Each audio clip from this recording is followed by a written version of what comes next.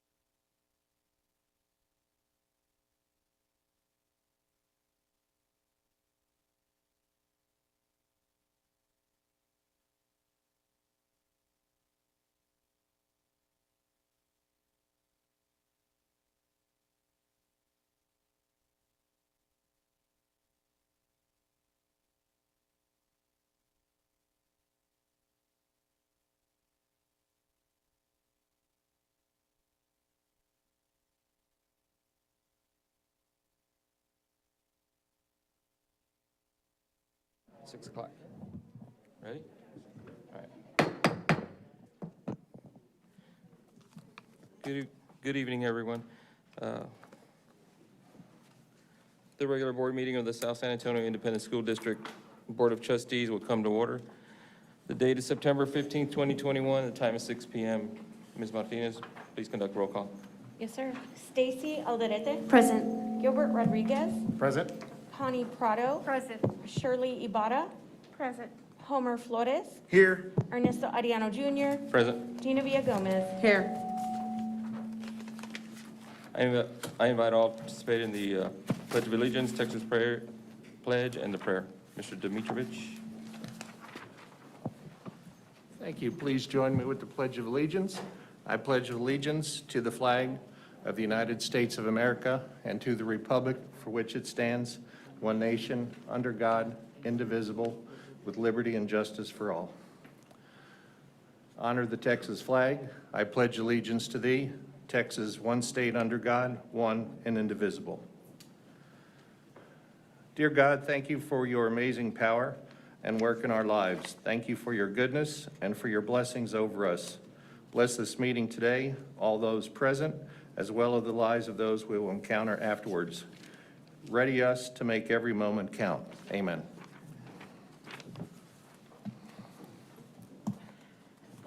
Thank you, sir. I'll now make some important board meeting topic items. Disruption. The board shall not tolerate disruption of the meeting by members of the audience or individual board members.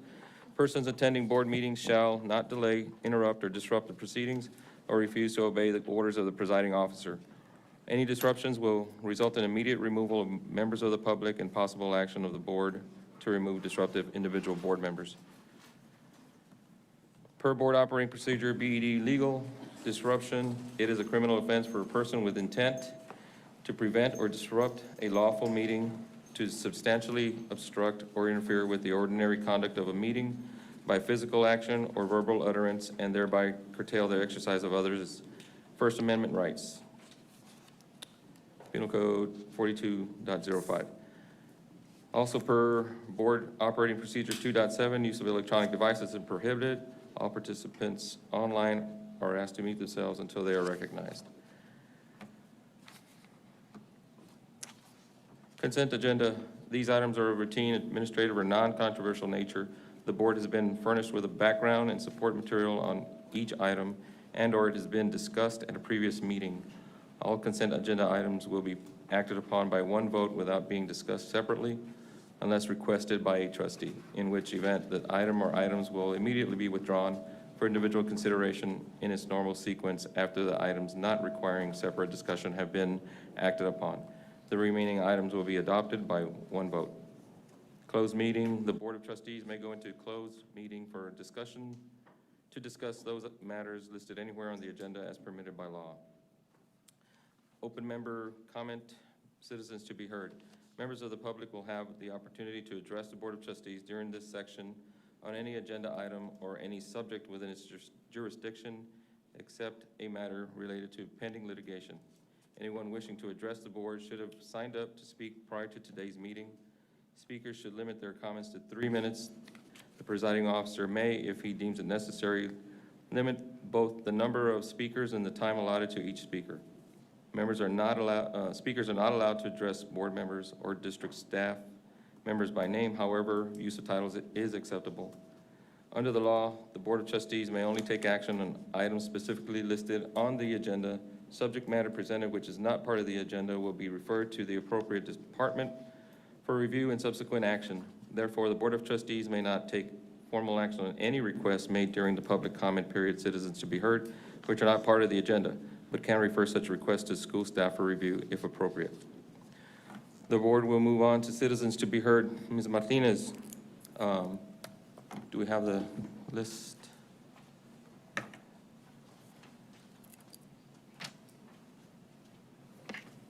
Thank you.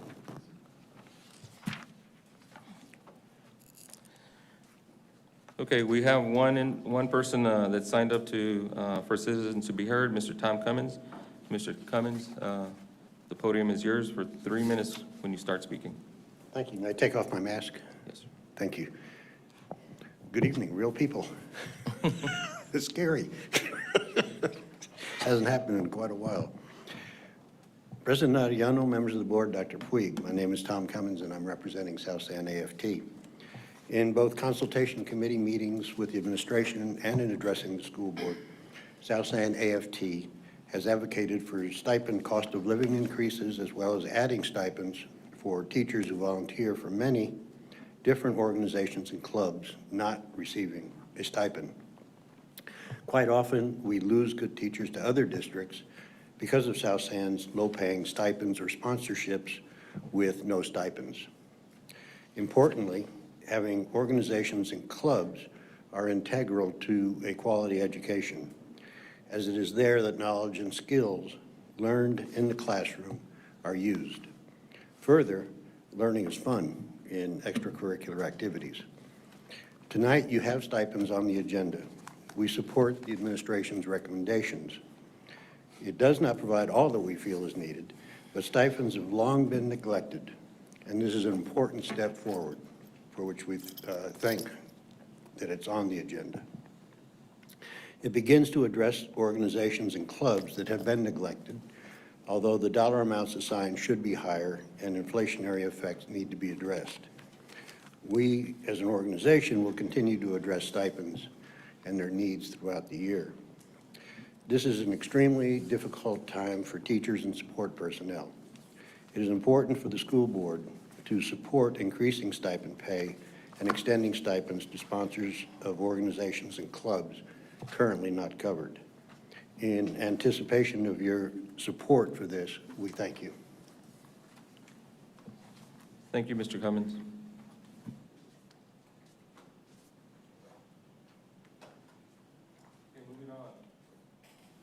Moving on.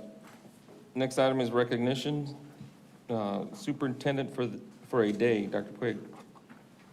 Thank you, President Arellano and trustees. Good evening. Mr. Dimitrovich, would you please join us at the podium and give us a little background here?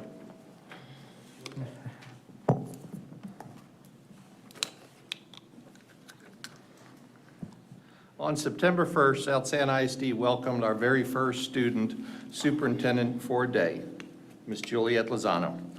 Juliet, or as I like to call her, Madam Superintendent, is enrolled at the Exploratory Arts and Trilingual Academy at Armstrong, where she is learning Mandarin and Spanish. Juliet spent the morning leading the district with Dr. Mark Puig as her loyal assistant.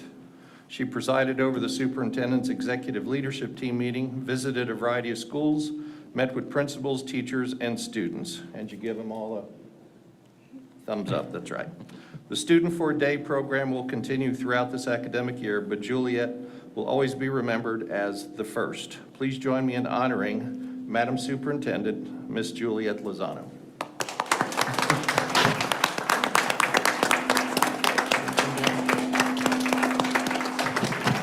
Juliet, before we come down and honor you with a plaque for being the very first, tell us about your experience. My experience was, well, I liked it. And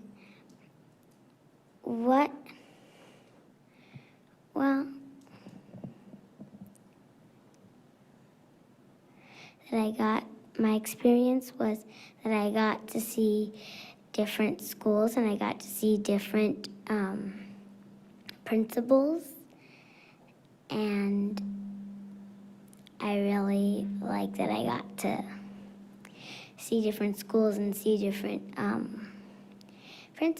principals, because I don't know if I might want to go to one of those schools when I'm older. You did an amazing job, and we are so incredibly proud of you. You inspired everyone that you encountered that day. And our job as the eight of us are trying to build future leaders to take care of us when we're old someday. We are so proud of you. And for that, we have something for you to put up in your room and remember this special day. So we're coming down to take a photo with you, okay?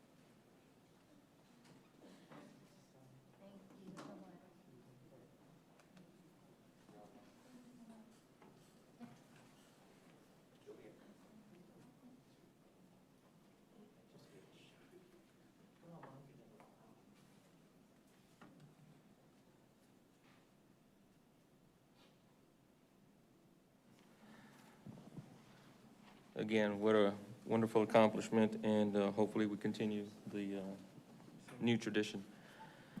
Okay, so next up on the agenda is superintendent's remarks. Dr. Puig. Thank you, Chairman and trustees. Just a few things to highlight.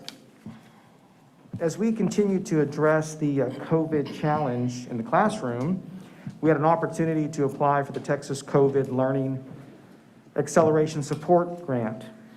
And last week, we were awarded $5 million for the grant. So I want to thank Kevin Rasco and his team for the diligent work on that grant, and that will allow us to provide some very focused instructional coaching, instructional materials, and a residency program for our teachers in partnership with Texas A&M San Antonio. Secondly, our response to COVID continues to be very robust and productive. We are testing north of 3,500 students and staff a week. We are also continuing the emphasis on the on-site vaccination clinics. We had one yesterday at Five Palms, and we have another one at the Care Zone on Monday, September 20th from 2 to 6 p.m. Thirdly, the remote conferencing. Those are for kids that are experiencing COVID-related matters. That is going very well. We have probably 140 kids participating right now and students. We are also going to have an opportunity to extend that with Senate Bill 15, as recently I shared with you all. A great opportunity for us to broaden the virtual learning opportunity, and we'll likely need to present a resolution to the board in October, as some of these Senate Bill 15 items do impact policy.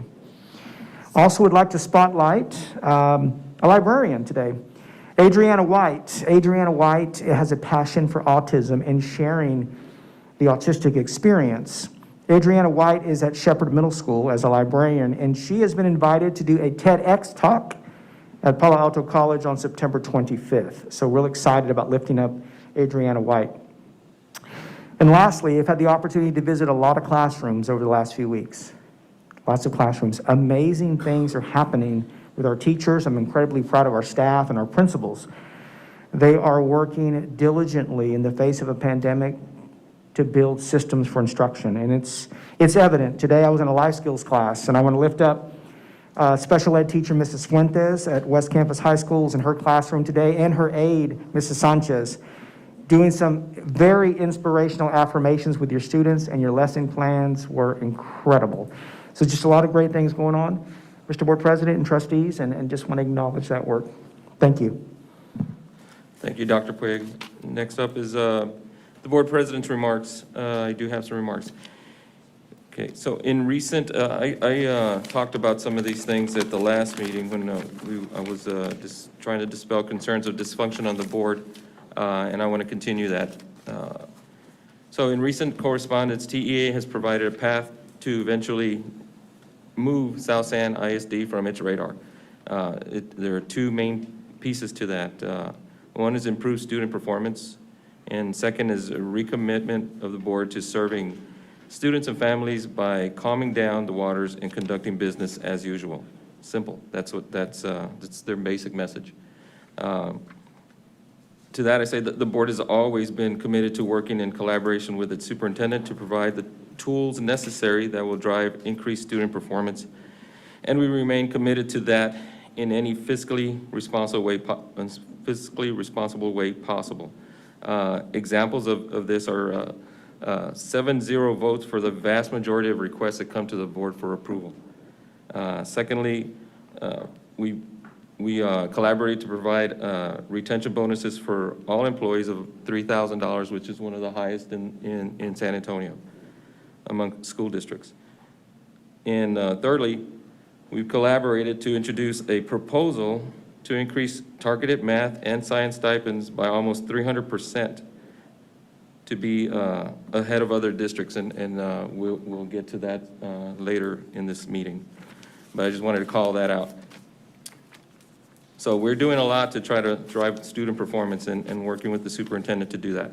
The other side of the coin is simply put, is board interactions within itself. Let's be clear that there's currently a clear majority on the board.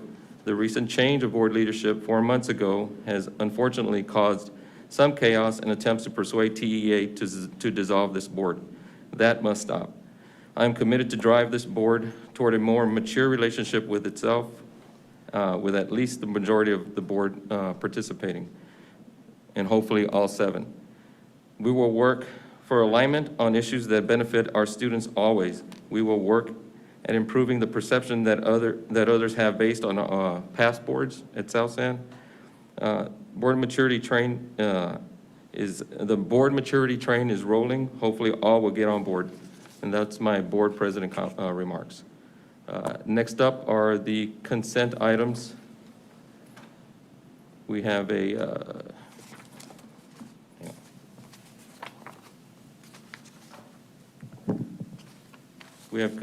consent item 1, RAS Kids, RAS Plus E, LL Edition, and Head Sprout from Learning A to Z.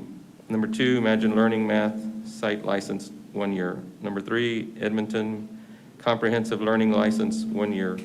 Number 4, Interlogical Agreement to join Goodbye Purchasing Cooperative, and number 5, Stipend Adjustments.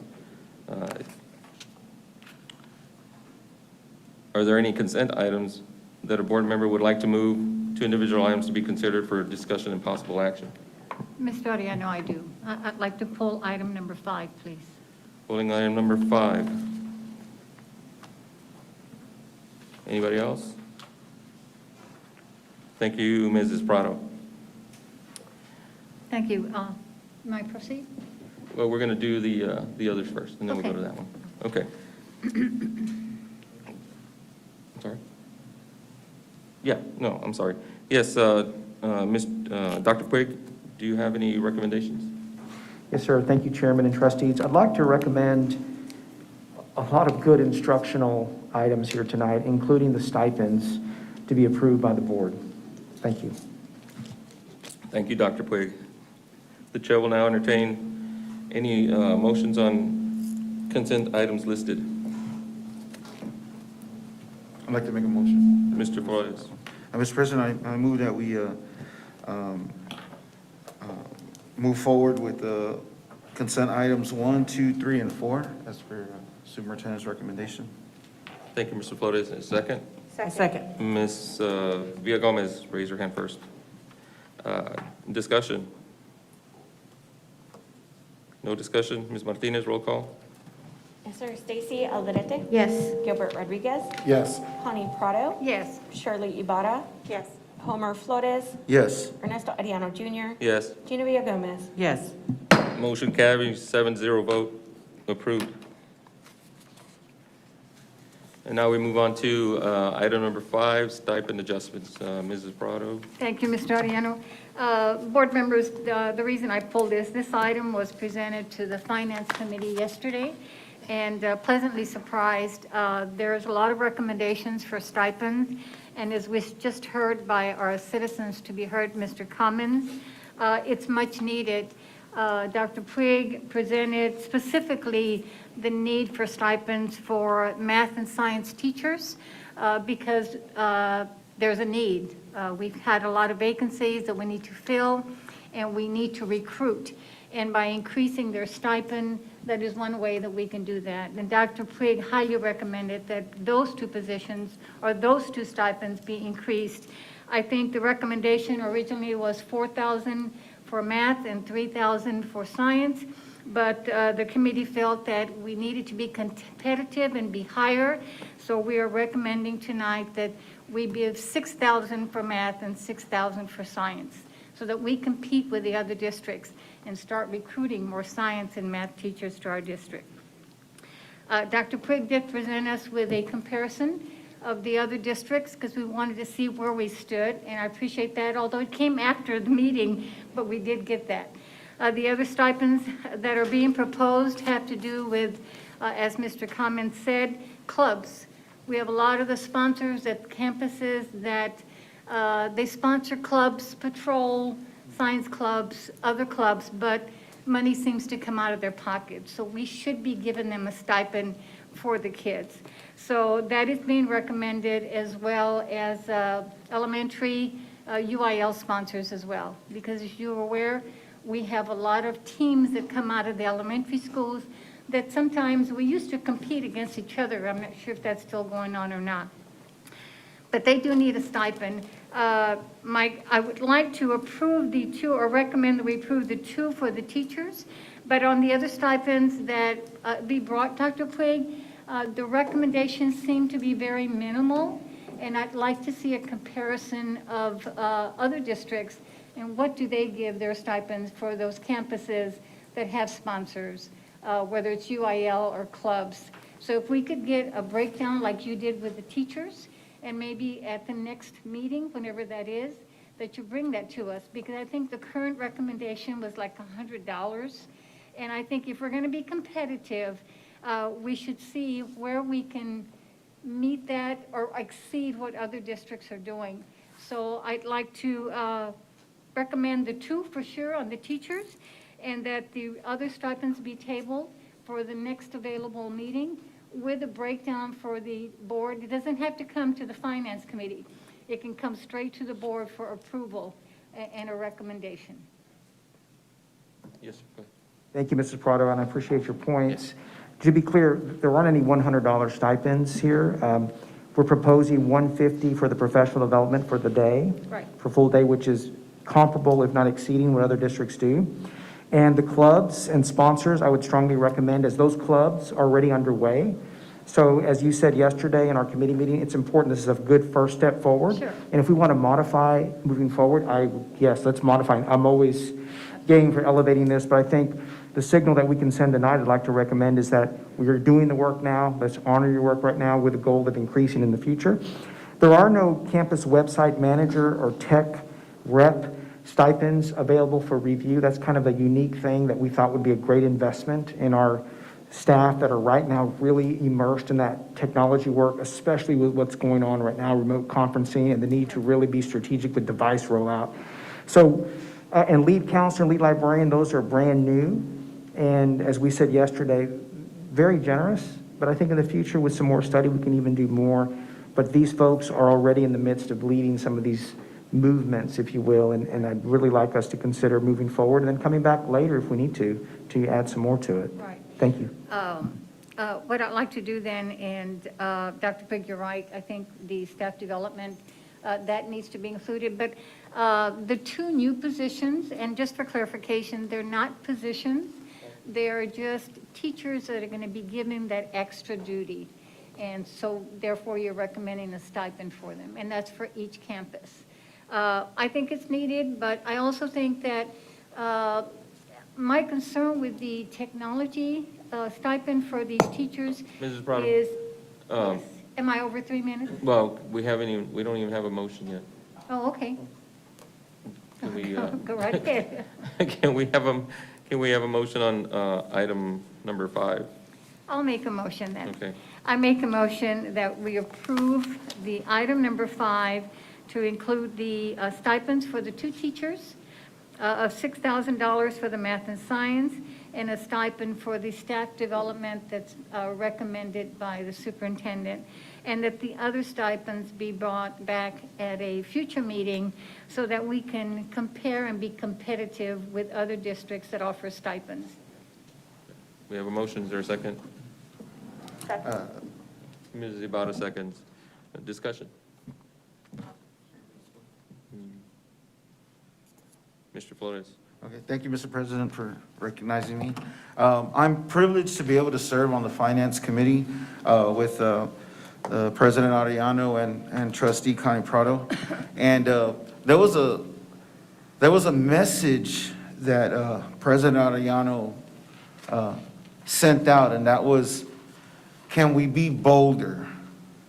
And there was $2,000 sitting on those teachers. And when I saw the list, the comparison, and I saw Somerset ISD at 5,000, and they were tops. But the committee members elected to be bolder and not just settle for competitiveness, but to be number one. And so what came out of it was $6,000 in the reading and math, or was it science and math? I'm sorry, science and math, and now an adjustment to another. But I think what it does do in this motion is leave room to be bolder on the other stipends. I don't think we're going to forget. I think it's just an opportunity to be bolder for recruitment purposes, for retention, and I don't think it's a bad thing. I think it's an okay thing so that we can go back and reward and recognize and appreciate and understand that some of these teachers they already have huge undertakings. But now, what else can we do for them? Give us that opportunity to do that. These stipend recommendations came yesterday, and so to digest them, it was a no-brainer to say, let's give them more. And so I think if it's a meeting that's in the future, in a few weeks or in days, please, board members, afford us that opportunity to give them more and not less. Not just to be competitive, but for South End to be number one. And that's my goal, and that's what I got out of our finance committee with the words from the board president saying, let's be bolder. And they were looking at the figures, and it's like, wait, that just wasn't good enough. Trustee Prado, President Arellano, myself, committee members, let's be bolder. And so I think that's where we're headed. Please afford us the opportunity to do so, board members. And that's all I wanted to say about that. Thank you, Mr. Flores. Does anybody else have anything?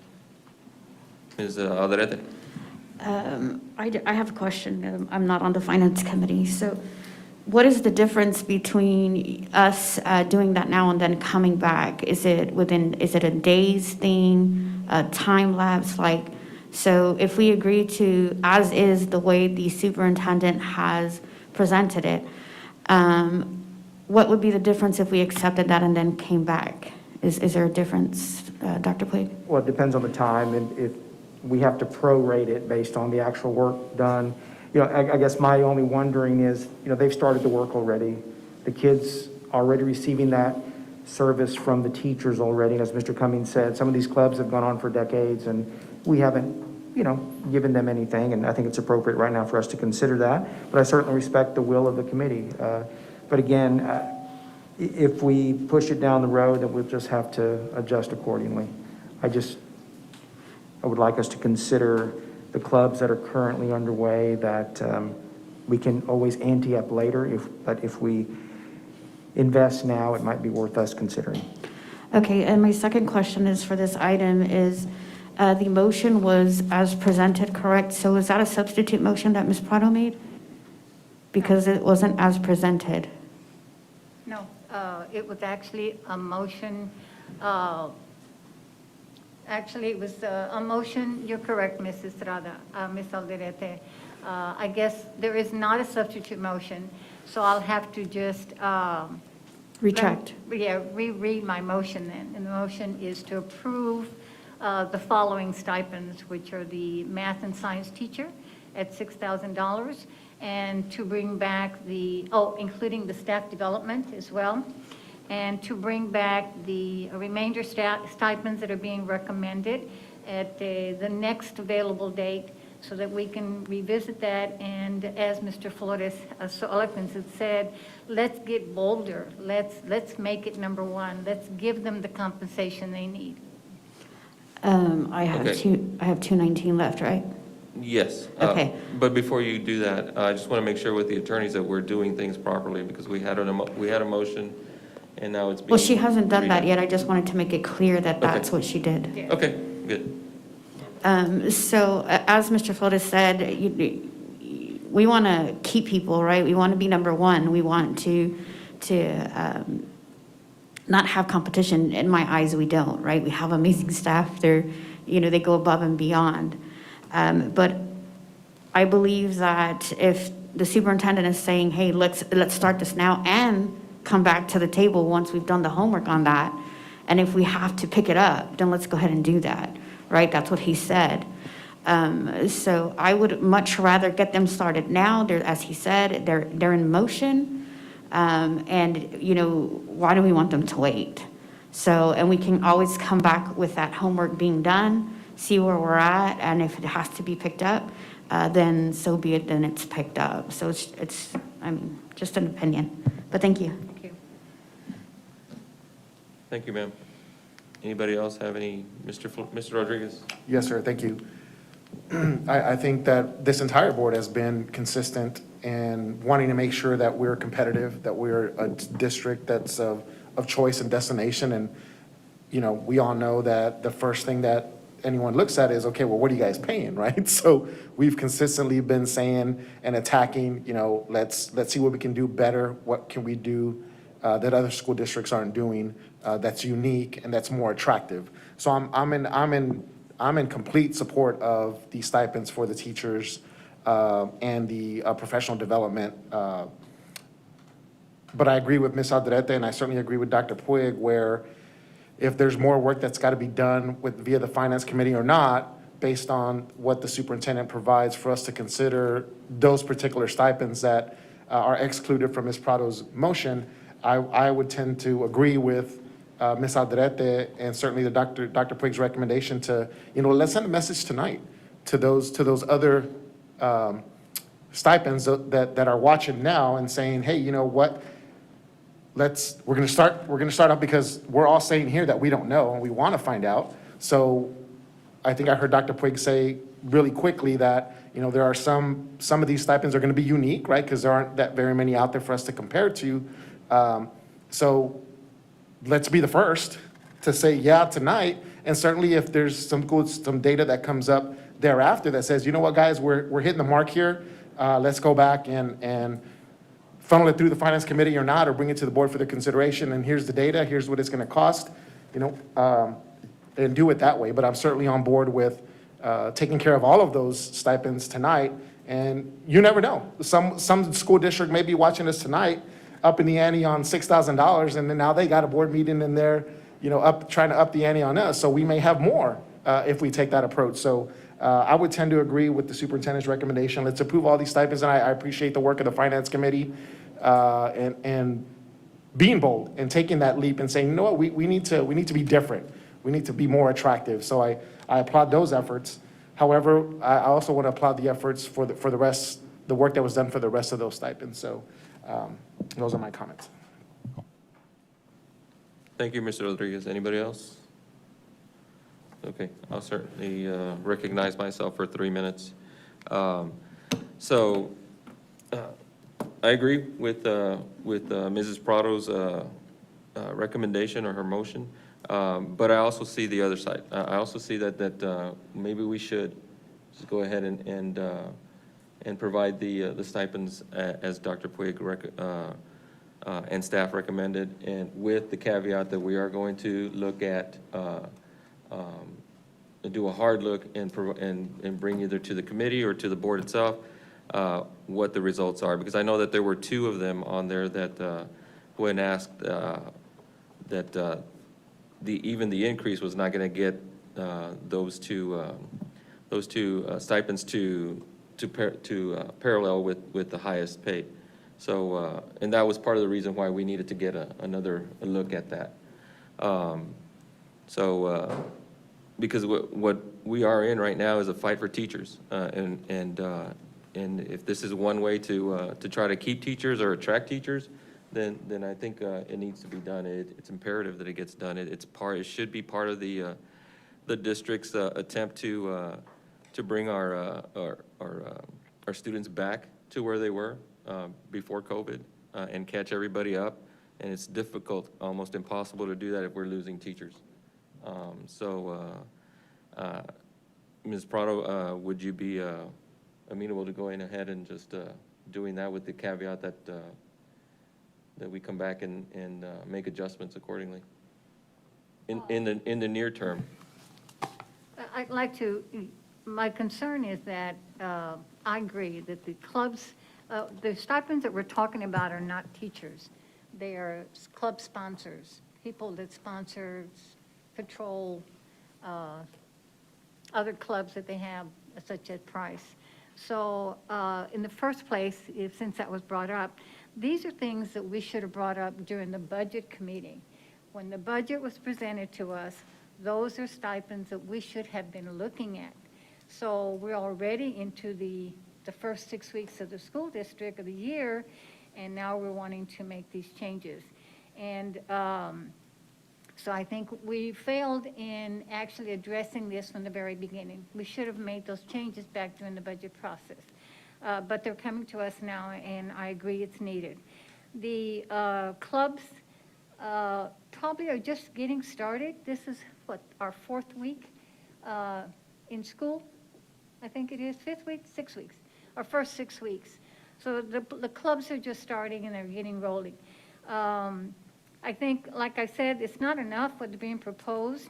I'm disappointed that there isn't a presentation, something to show the stipends to the board, because I don't think everybody knows which stipends we're talking about unless it was in the backup, and I didn't see that. So I'll go with giving them what they have now, but I want to know, when will the next meeting be that we can address this? Okay, so right now, Dr. Puig and I were talking about sometime at the end of this month, possibly, September 29th or 30th. Okay. So it's only 2 weeks away if we're going to do that. So we may have a special call meeting for that, or maybe first week of October. Okay, if it's only 2 weeks away, then I'm okay with that. Then we can move forward with approving the stipends that are there now, pending review at the next meeting. All right, procedurally, how do we do that if she's changing her motion? Yeah, well, if I remember correctly, the first motion she made was to agree with the recommendation, except, you make exception to. Right. So, the original motion, I thought, felt, met the, what you're trying to do. You're adopting the recommendation made except for the following. Right. And then you did clarify it with your clarification. Right. So I think it's clear what the motion is, trying to do, and provided a clear motion that there was a second against that motion. Yes. So the board move forward with the motion that's made, seconded for action.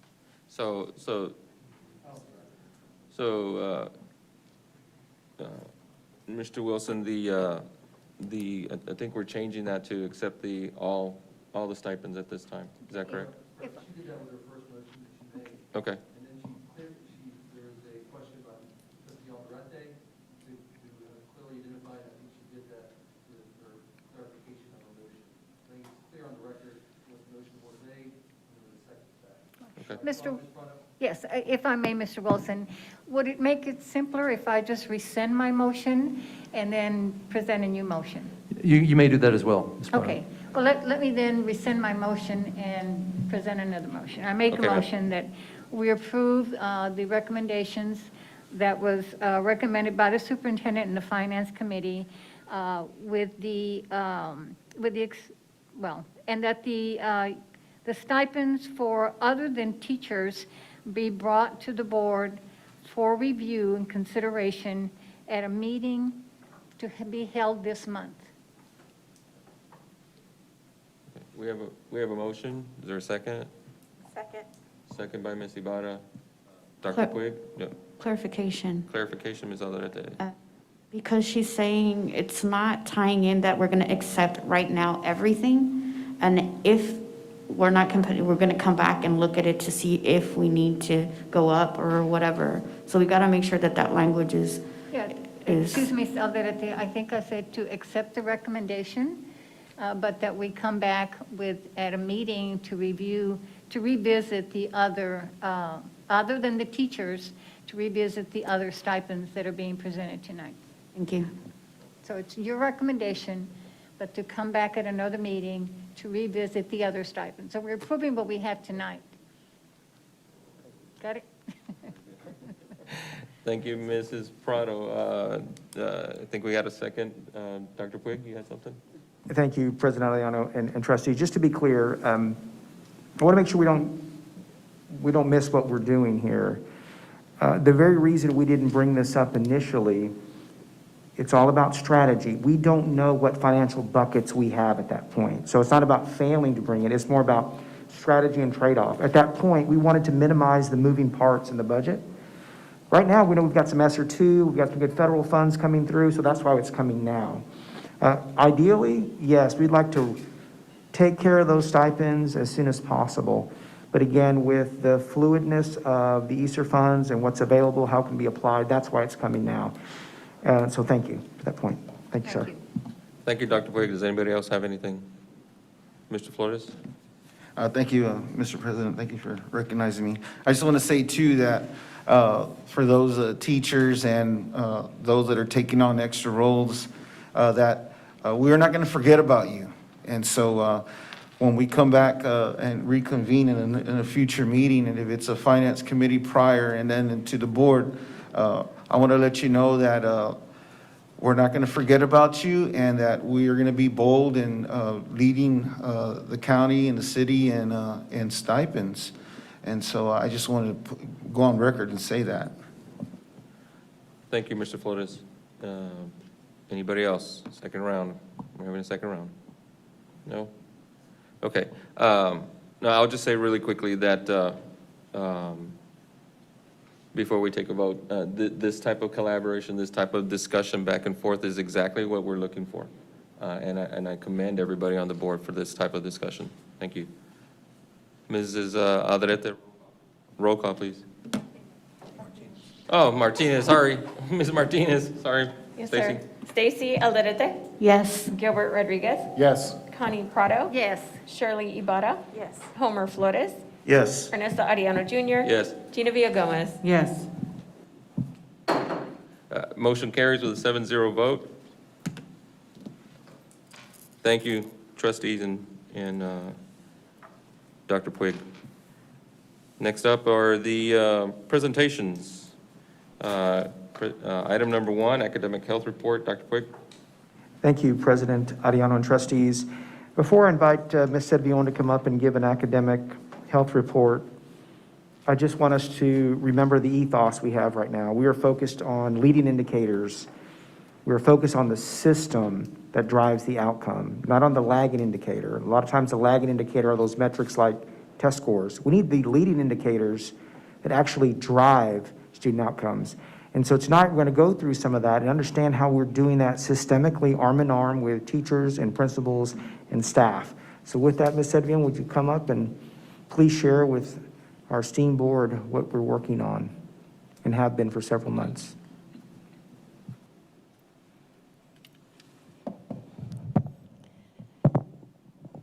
Good evening, President Ariano, members of the board, Dr. Puig. So tonight, yes, I am going to be walking us through everything that our campus administration, central office administration, and teachers have been working on in order to have those strong instructional systems, you know, from campus to campus, horizontally aligned and vertically aligned. So with that being said, I am going to walk you through the processes that we have been rolling out and implementing in each and every classroom across the district. Again, we start with our instructional playbook. This is a non-negotiable. These are the 4 key plays that we focus on and that we have rolled out, and everybody is on the exact same page. So we start with our curriculum alignment. Our curriculum alignment has to do with a viable, guaranteed curriculum that is horizontally aligned, meaning if you're in first grade class in Kenred and at Hutchins, you're covering the same student expectations and receiving that high-quality instruction. And then we look at our vertical alignment, which is you master everything in first grade, and then you're ready for second grade. Our TEACS resource system has provided that curriculum alignment. We did have TEACS resource system for 4 years, but it was not being used with consistency and fidelity. Now it is. We have our professional learning communities. This, again, is to ensure we have high-quality instruction. These are meetings that we have at the campus level daily. We talk about students, individual students. We talk about strategies. We talk about what's happening in the classroom. We talk about curriculum alignment and what we're utilizing and tearing apart the IFD and looking at our vocabulary, our guiding questions, looking at the lessons that we're rolling out. Our instructional coaching model. This is where we're building our professional capital. So as we go back in, we have those coaching conversations with our teachers, with our administrators, to ensure, again, that we're providing the support systems for all students. And then our 4th play is formative assessment. Now, this is assessment for the learning. We're assessing what is going on in the classroom so we can make sure we're rolling out the correct instructional model, not of the learning. So our goal is to have that immediate feedback so that way students don't leave a classroom with misconceptions. Ms. Sedvion, let me interrupt real quick. You mentioned IFD. I just want to make sure that trustees understand acronyms. Let's make sure we explain IFD. So on the TEACS resource system, we have the instructional focus document. There you go. So the instructional focus document does just that. It focuses you on the instruction. Now, the thing I love about the IFD are the questions, the guiding questions. These are deep questions, provoking questions that really make you think and problem solve.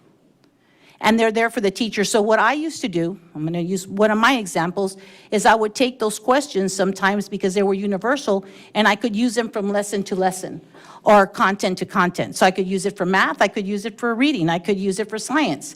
And they're that powerful. So those are already set. We have our vocabulary set, we have our questions set. Oh, and I did forget something that's really awesome as well, the live links. So, and I will take you through a slide, because I don't want to get ahead of myself, but there are live links on the TEKS resource system that are connected to the instructional focus document that are always being updated. So these links connect you to lessons, to questions, to vocabulary, to deep theories that connect with that student expectation. I'll wait for the next slide. So as we start going through this, again, looking at our curriculum alignment, we look at having that strong Tier 1 instruction for all students. Strong Tier 1 instruction that focuses on the TEKS and the student expectations for that grade level. We also want to make sure we support, enrich, and challenge. Our formative assessment, again, we want to gauge student understanding, student learning, but we want to do it in real time. We don't want to wait for the end of the week. Friday, you're going to take an assessment, and now we know that you don't know it. No, we want to do it right then and there and embed that formative assessment. But then again, this comes with the professional development and ensuring that we can do this as our students are going through the lesson. And remember, you have a classroom with students that are at different levels, students that are in special populations. So we need to make sure that we have that differentiated instruction as well. Then we have our instructional coaching, and here we empower our teachers with our feedback, with our collective feedback, because we have teachers that are also leading that feedback and leading those conversations, peer-to-peer, and our campus leaders being the instructional leader. And then ultimately, our professional learning communities. So we're all on the same page with the professional learning communities, with the structure of the professional learning community. It's very targeted. They're not walking in without an agenda, without an objective, without looking at what's going on in the classroom. Let me add something, Ms. Servillon. Trustees, I'd like to invite you to walk also with us in some of these classrooms to see this firsthand. What does it look like to see a professional learning community happening? Whereas Ms. Servillon said teachers are talking about their curriculum, what are they teaching, how are they teaching? I was at Palo Alto a week ago, 2 weeks ago, in a professional learning community and watching 2 teachers on board 2 new teachers and going through the curriculum and what was supposed to be taught. It was awe-inspiring. I was at Benavides in a classroom, Benavides Elementary, a week ago, and looking at Ms. Munoz in a bilingual classroom focused on inferencing, focused exactly on what was in our instructional focus document. So great things are happening, but this is the system that we have to keep monitoring and supporting if we're going to reach those student outcomes that we're expecting. And also, to piggyback off of that, also on an instructional focus document, there are a certain number of days that are prescribed. So it should take you 3 days to get through this lesson, 5 days to get through this unit. And we also have our pacing calendars. So we have our pacing calendars that go hand in hand with our IFD. So everything is aligned, everything is in that system, and the teachers know that they have that support because they have the professional learning communities that they're going to daily. So here is a really awesome data point for you. TEKS resource system. This is where we have the instructional focus document. This is where we have the live links. This is where we have the horizontal and vertical alignment. So we took 2 points in time.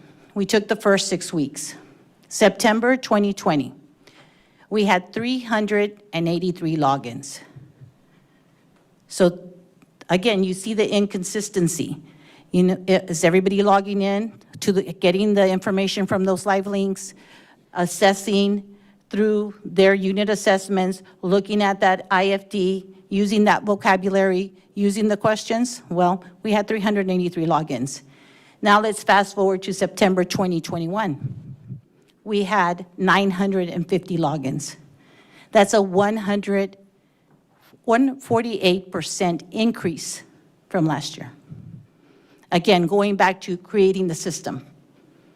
So we had teachers, we had administrators that didn't have their login credentials. If we pull out reports, we see logins. Teresa Cerveon, 0 logins. I had never logged in to look at those documents that were aligning that curriculum. Not only vertically, not only for my grade level, but to ensure my children were prepared for the next grade level. And sometimes on that IFD, it's very clear, and on that vertical alignment document, it's very clear that you might teach an expectation in 3rd grade, and guess what? It might not show up again until 7th grade. So if you don't have that background here in 3rd grade, and you didn't scaffold it, well then in 7th grade, it may be brand new to you. So it's just very connected. Again, I wanted to bring forth our instructional coach calendar. We meet with our instructional coaches. Again, the strong focus on ELAR, on math, on coaching, the coaching model that we're rolling out, and also our assessments. So now we're coming together. If you're aligned and you're covering the same student expectation, the same TEKS, now you can assess.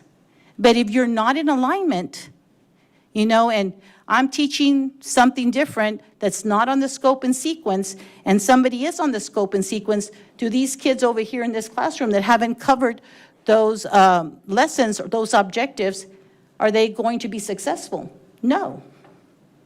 So those common assessments are now working hand in hand with our alignment.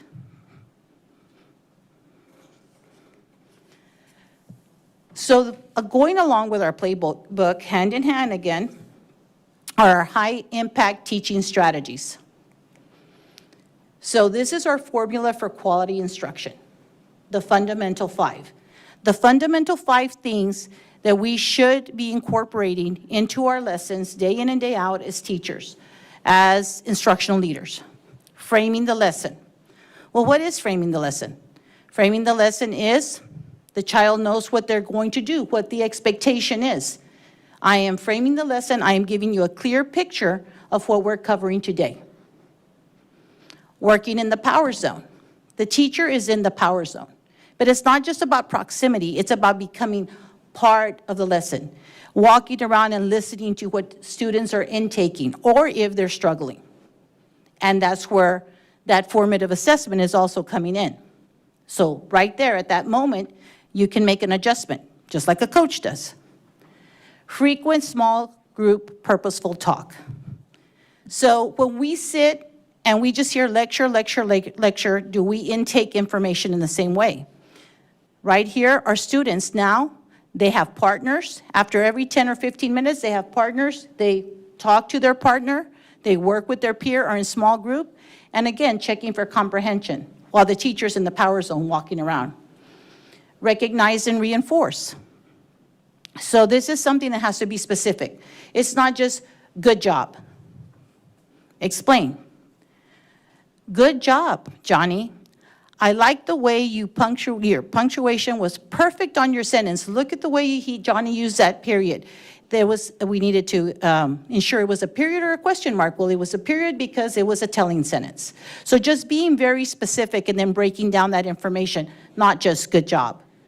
And then ultimately writing critically, which again, this will increase the rigor, the relevance, the retention of information, but it will also provide formative assessment. And we incorporate this 5 to 10 minutes with every lesson. So again, the quality instruction formula that we're using across the board. All teachers, all administrators have read the Fundamental 5, have been in service in the Fundamental 5. And in December, all our principals will be, we got lucky, San Antonio is holding the Fundamental 5 conference. And some of you may have seen the tweets from our teachers or tweets from our principals about the Fundamental 5. If you're on Twitter, you may have seen some of this. So again, you want our teachers to own the playbook and what they're doing. The work that I'm seeing here with our teachers is unlike any work I've seen systemically. It is remarkable. We have a great set of educators that are working collaboratively on the fundamentals to ensure that our kids are getting what they need. And that's how we're going to really combat some of the historical issues we've had. When I applied for this job and I shared with you all the data that we were struggling with academically, it's complicated, but then again, at the same time, it's simple. It's just about us committing everyone to a systemic approach to instruction and giving the teachers a lot of support. You know, cherishing them in this process, challenging them at the same time. It is the hardest work we'll ever do together, but it's the most rewarding. Thank you. And if you, on your screen, you will see that we have 2 samplings of where we're rolling out the Fundamental 5, or our instructional leaders are rolling out the Fundamental 5. We have Kindred on September 7th. You see the collaboration there. And right here, they are focusing on framing the lesson. And then on August 31st, we see the teachers from Price. And what they're doing is they're looking at the power zone and recognize and reinforce, and how they're going to incorporate those strategies, those solid teaching strategies into their lesson. Now, this is the best story, and I think I said something, I referenced it last night at the finance meeting, the best story that made my South San so far stay. So we're in ELT, and this is just the power, is just showing where we are right now. You feel the shift. Ms. Peña shared with us that she has teachers that have been asking for technology because they don't want to use the computer at their desk. They want to be in the power zone. So they want to be walking around with their laptop or with their iPad. So Ms. Peña, thank goodness, she's like, we have apps. So you can walk around, you know, with your Chromebook or with your iPad. But our teachers are calling because they want to be in the power zone. That was like the most awesome thing I have heard. So the shift. And not only that, they're seeing that it works. They're connecting with the students at a deeper level. So that's my amazing story.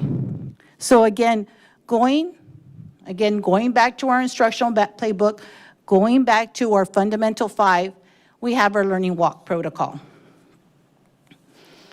So monitoring. We want to monitor, but this is more about being out there and being part of the process. Because I know that we discussed a lot about our instructional walks prior to our Learning Walk protocol, and it was more evaluative in nature. Our learning walks are more about learning together. So why do we walk? We walk because we want to ensure that we have high levels of student learning. We want quality instruction in every classroom, and we also want skillful leadership throughout the school and throughout the district. So when we do our learning walks, we have central office staff, outside eyes, and then we have our SILT team, our campus instructional leadership team that walks. Our SILT team also has teachers on it. They're teacher leaders. So outside eyes, inside eyes, we walk together. Again, looking at the learning of students. We're looking at high quality instruction in the classroom, and we're learning as we walk. Now, why do we walk? We're looking for an instructional focus. We want to ensure that we have an instructional focus when we go in. Every teacher that we walk into their classroom, they know what the focus is. They know that we're going in to look at working at in the power zone, writing critically, and seeing how they're incorporating those strategies with their student expectation. To gather data, so we see the student learning in real time, to stimulate collegial conversations, deep conversations about the learning, and to learn from each other through observation, through questions, through experiences, to deepen our understanding and provide continuous feedback and monitoring for the school to grow, our students to grow, and our teachers to grow, and to focus on the school's work. Again, focusing on our instructional practices and our student learning. Again, we have a couple of pictures for you from our social media page. Again, Price got on two times. We have Benavides and Price. And so in order to really internalize the process, we had what we call the mock walk. Last week in August, first week in September, every school was walked with a central office staff and with the campus leadership team, including teachers. We used video vignettes in order to walk. So we didn't walk into actual classrooms. We wanted to make sure we solidified the process and the why. Why are we walking and what are we going to do in order to enhance what's happening in the classroom? So we look for three things: what we saw, what we heard, and what we wondered. Our wonderings are what's going to drive our continual growth and learning as instructional leaders, as teachers, as educators. And these are the debriefing sessions. Tomorrow we will have a principals meeting. All principals will be here, and we will have a debriefing session on the mock walks to see where it is that we need to go next. In October, we will be walking every campus. Ms. Sedvion, let me let you catch your breath for just a moment. This is exciting, very exciting, and our teachers are doing an extraordinary job. Are there any wonderings from the board about these processes and this implementation? Just wondering. Mr. Rodriguez? Yes, thank you. I did, I was just typing out some comments and questions. I was going to wait till the end, but if you want me to ask them now, I can.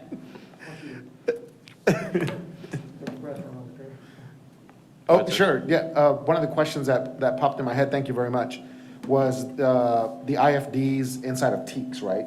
Does that account for virtual learning? So we're talking about instruction in the classroom, and does that transition or have assistance for virtual learning as well? Yes, sir. So that's part of our lesson planning, and that is also being utilized with our remote conferencing teachers because we're using the same pacing guides. We don't want the students to miss what's happening in the classroom. So we continue that alignment. Okay, perfect. Yeah, no, certainly the Fundamental 5 is something that I know I've been hearing for quite some time now. And when you mentioned the walks and the observations, I thought exactly of the example that you gave, a head coach walking around to make sure that, you know, the assistant coaches are, wait a minute, are you coaching the right fundamental that's going to propel the team forward and for you to do your job so the team is successful. So that was a perfect, that I could relate to because I relate to sports a lot. I think that was all I had for now. Thank you very much. Thank you, sir. Anybody else have anything for now? No? Okay. So as we continue, we have our instructional updates. So I'm going to run you through this list of things that we have accomplished up to this point, district-wide. So our reading and math focus, we have a very strong reading and math focus. Of course, it supports the state strategic plan. We have our literacy framework we've developed, and we have our current reading academies, K through third, our springboard curriculum that we're utilizing for 6 to 12. Again, this is to increase the rigor in the classroom. M-Class is our universal screener, and what a universal screener is exactly what its name says, universal for all. So all students are screened and tested with the universal screener. Amplify are the lessons that are rolled out depending on how you do on that test. So if you're above, a grade level above, those are the lessons you get. If you need support, then those are the lessons you will be assigned. We have math investigations and laying the foundation. K2, 3, 5, and I'm going to clump those together only because those are concrete, hands-on ways to learn math that now will lead to the abstract. Imagine Math has a universal screener built in, as well as lessons that are assigned to students depending on their ability level. We have the AIP, Accelerated Intervention Plans for K to 12 that we still have rolled out for each individual student that needed additional support. We will have additional days school year, those 30 extra days that we will embed into the school year during the year and in the summer. And then, of course, we have our remote conferencing program, which later on I will give you some data in on one of our slides, has been very successful. For our college career military readiness focus, this is what we've done up to this point. We have a realignment of the middle school academies. We have a realignment of our math course sequence in middle school. So now we have honors, pre-AP, and our regular curriculum, and Algebra 1. We have our employability course. This was presented also last month, for all 8th graders, a high school level course through CTE. Our tiered enrichment TSI boot camps and we're using SMOOP there in order to support that. That's also something we've done this summer. We'll have some more boot camps in the fall, in the spring, and this coming summer. We have our advanced placement computer science principles for 9 through 10. We are the only second district in San Antonio to have this. This also goes towards your CCMR preparedness. We have our PSAT for all 8th through 11th grade. Again, this is something we shifted to last year and continue to support our SAT testing for 11 through 12, our PTech Academy, early college, our Chamusa partnership. We're into it this year. We have 2 professors coming over to our South San campus and teaching college algebra and biology on our campus. We have our UT on-ramps courses for 11th and 12th graders. Again, you do not need to be TSI ready, but you do get a college credit through UT Austin. We have our 42-hour core complete program. You do not have to be in early college. You can still take dual credit. And now we're 42-hour core complete. That means you can go in as a junior. And our Teachers Master's Program through Tamusa Grant, we have 6 teachers that are going through that program. Once the teachers have a master's, they can become one of our dual credit professors on campus. Our professional development, we have a professional learning coordinator that has really been a great help in order to organize everything we're rolling out. Of course, we're focusing on our instructional playbook, our Fundamental 5, TEACS resource system, dual language model, Schoology cohort. Schoology is a management system for all our online platforms. So you go to one place and you know where every child is with any online platform they're using. For writing, we're using Grammar Keepers, advanced placement honors courses through Springboard, our professional learning communities, and our Learning Walk protocol. This has been done across all campuses, all grade levels. I also, we pulled out a sample of what we're doing through one of our management systems, Eduphoria. So for teachers, every 5 years, they need 150 hours, SBEC hours, training hours, in order to keep their certification. Administrators need 200 hours. As you can see, this is a sampling. Everything we do now goes into the system. There is a transcript of every single workshop, professional development that every administrator and teacher, teacher assistant goes through. They have a transcript and they have their hours. You can see that the administrator has obtained 24 hours from July to September. And our teacher has obtained 36 GT hours and 36 SBEC hours from July to August. And you will see there the Fundamental 5. You will see the Instructional Leadership Academy, which included the Fundamental 5, the playbook, the Learning Walk protocol. All of that's on the transcript. This is just when you open the screen. The entire transcript will have all the details on it. So now we have this for every employee. And finally, I give you our remote conferencing update. This is a slide I was talking to you about. I'm very proud of what the administrative team and the campus team has done together to roll out this program.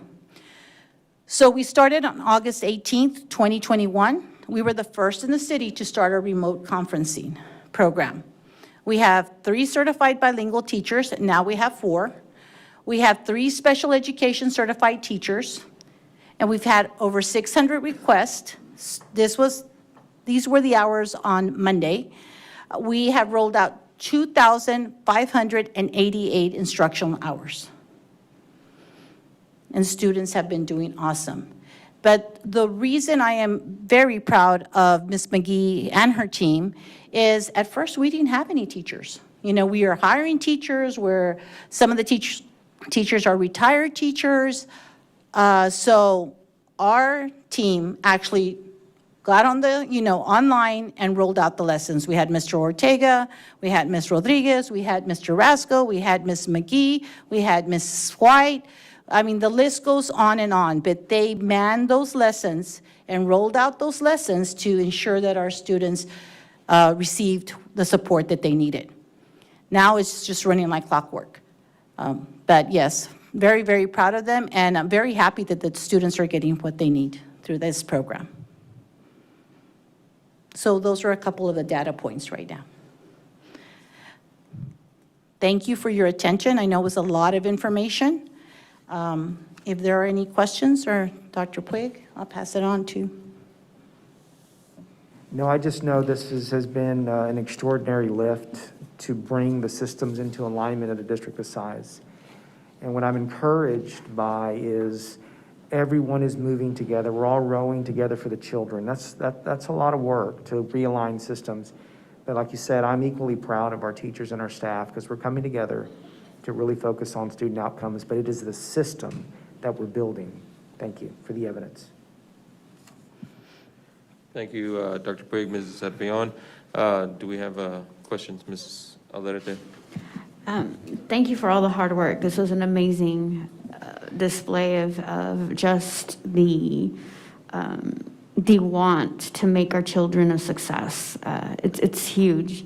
I think this is something that we've seen quite a few times when we get the updates as to each step, and now being able to see, progress, right? To be able to see what's actually happening, how we're getting better, is amazing, because you came out of the gate and said, look, we're not where we need to be.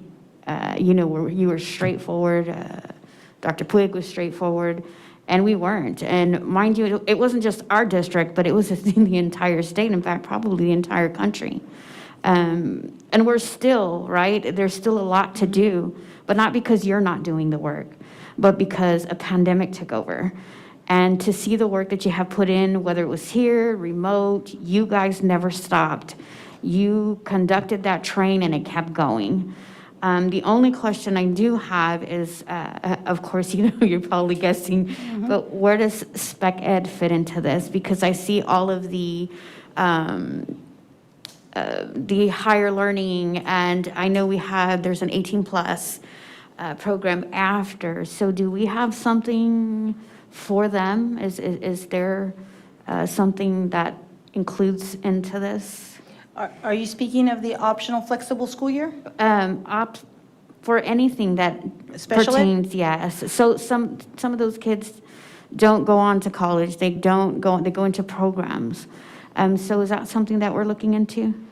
Yes, ma'am. And what I would like to point out, and I had this conversation with Dr. Puig, is that sometimes I forget to say special ed or English language learners, because we're doing the same thing across the board for all kids. But if you're asking about our students that need more hands-on workforce, experiences, I'm working especially with our CTE director to see what we can do to get them certified. So right now, we're working on OSHA certifications and seeing how we can bring that to everybody. We're doing the Adobe certification and the Microsoft certification. As a matter of fact, we just had a meeting today, and he's wanting to see how we can build our welding program to include special populations.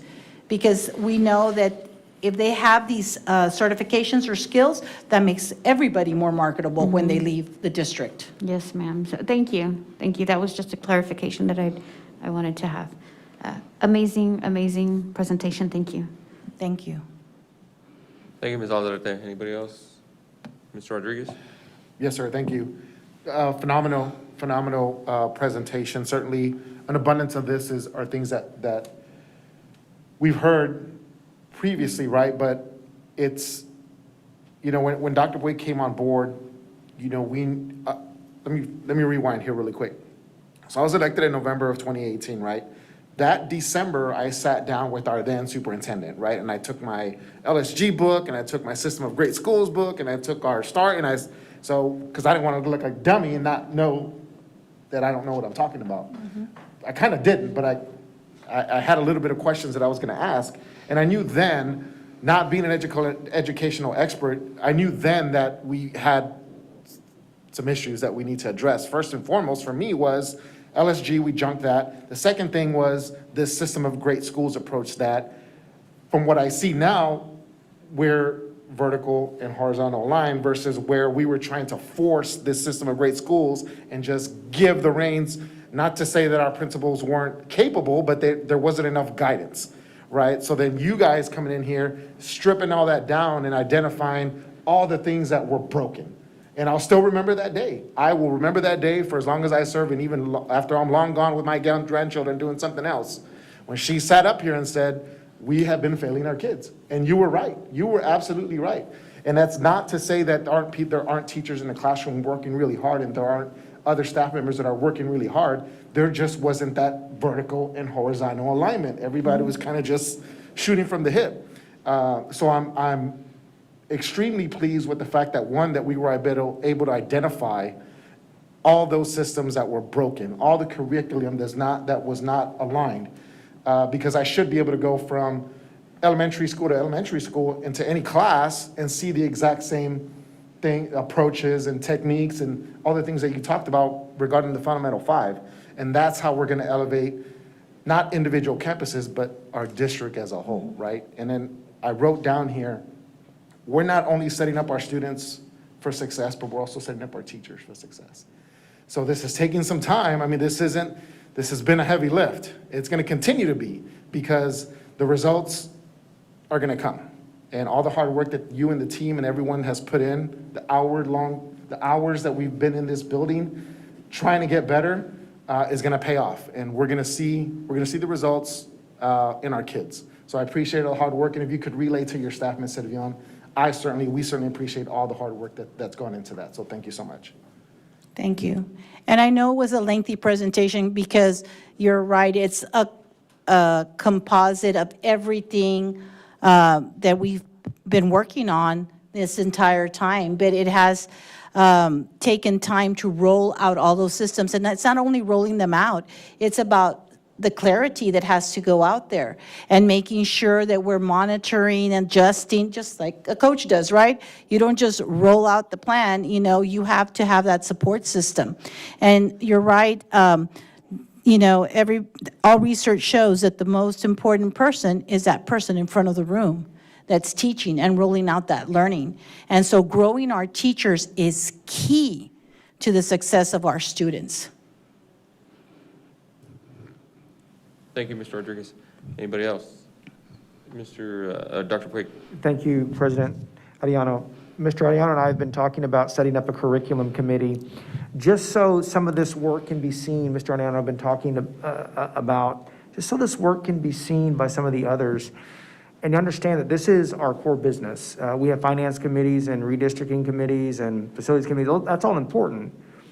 But the bottom line is, this is why we exist. This has to be run with, not excellence, we all strive for excellence, but darn near perfection. If we can execute this with near perfection, we'll start to see the lagging indicators really bear fruit. Thank you, sir. Thank you, Dr. Puig. Yes, we have been talking about that, and we're getting prepared to form that committee soon. Thank you, sir. Anybody else? No? I do have one quick clarification. If you go back to slide 5, I want to make sure that we give kudos. Slide Where it's 5. due. It's a part of my South San math, but I think I'm right this time.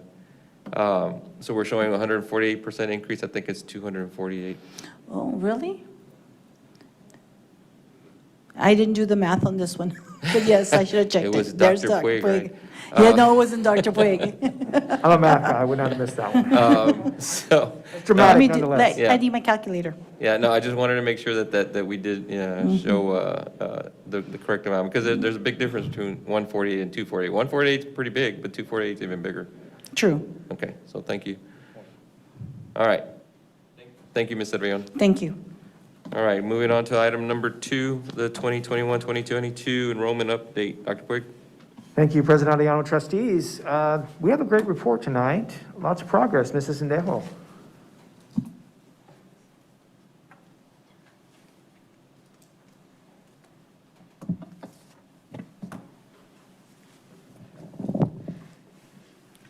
Good evening, President Arellano, Board of Trustees, Superintendent Puig, our community. It's great to be here this evening. And yes, we do.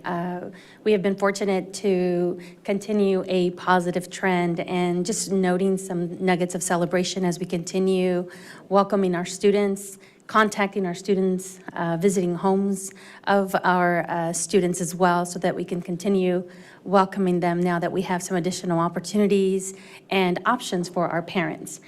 So the report today, our current enrollment is at 7920. I'm going to say 26 because that's where we ended the day. This is a little earlier. So we continue to trickle those numbers positively. Mr. Mike, stay in the first one, please, just very briefly there. Wanted to highlight 3 of our campuses as we continue to compare the total enrollment, and clearly still in a decline. We have 3 campuses that have made some positive gains: Kindred Elementary, Five Palms Elementary, and Athens Elementary School. 3 elementaries, which is great to note, considering just the way we began the school year and the welcome of our students. So we're very happy to note that and to be able to share that there are some positive trends, considering just the transition that we've had in such a short notice through these last few weeks of welcoming our students this school year. Next slide. Here you see a bigger, just a picture overall, numbers and comparisons from this year, where we began on August 13th, 2021 at 7396, and currently day 27, as we do count every single day, comparison at 7917. I have 26 only because I have my Skyward open at 7917. So it is again positive and great to see and observe those numbers. Another highlight that we'd like to consider also is the celebration of our Magnet Academies, our Talented and Gifted, our Exploratory Arts, and our Global Leadership Academy. As you are aware, they're independent campus numbers, and the hope is to continue growing those, and alongside Mrs. McGee and the team, having those continuous conversations with our parents internally.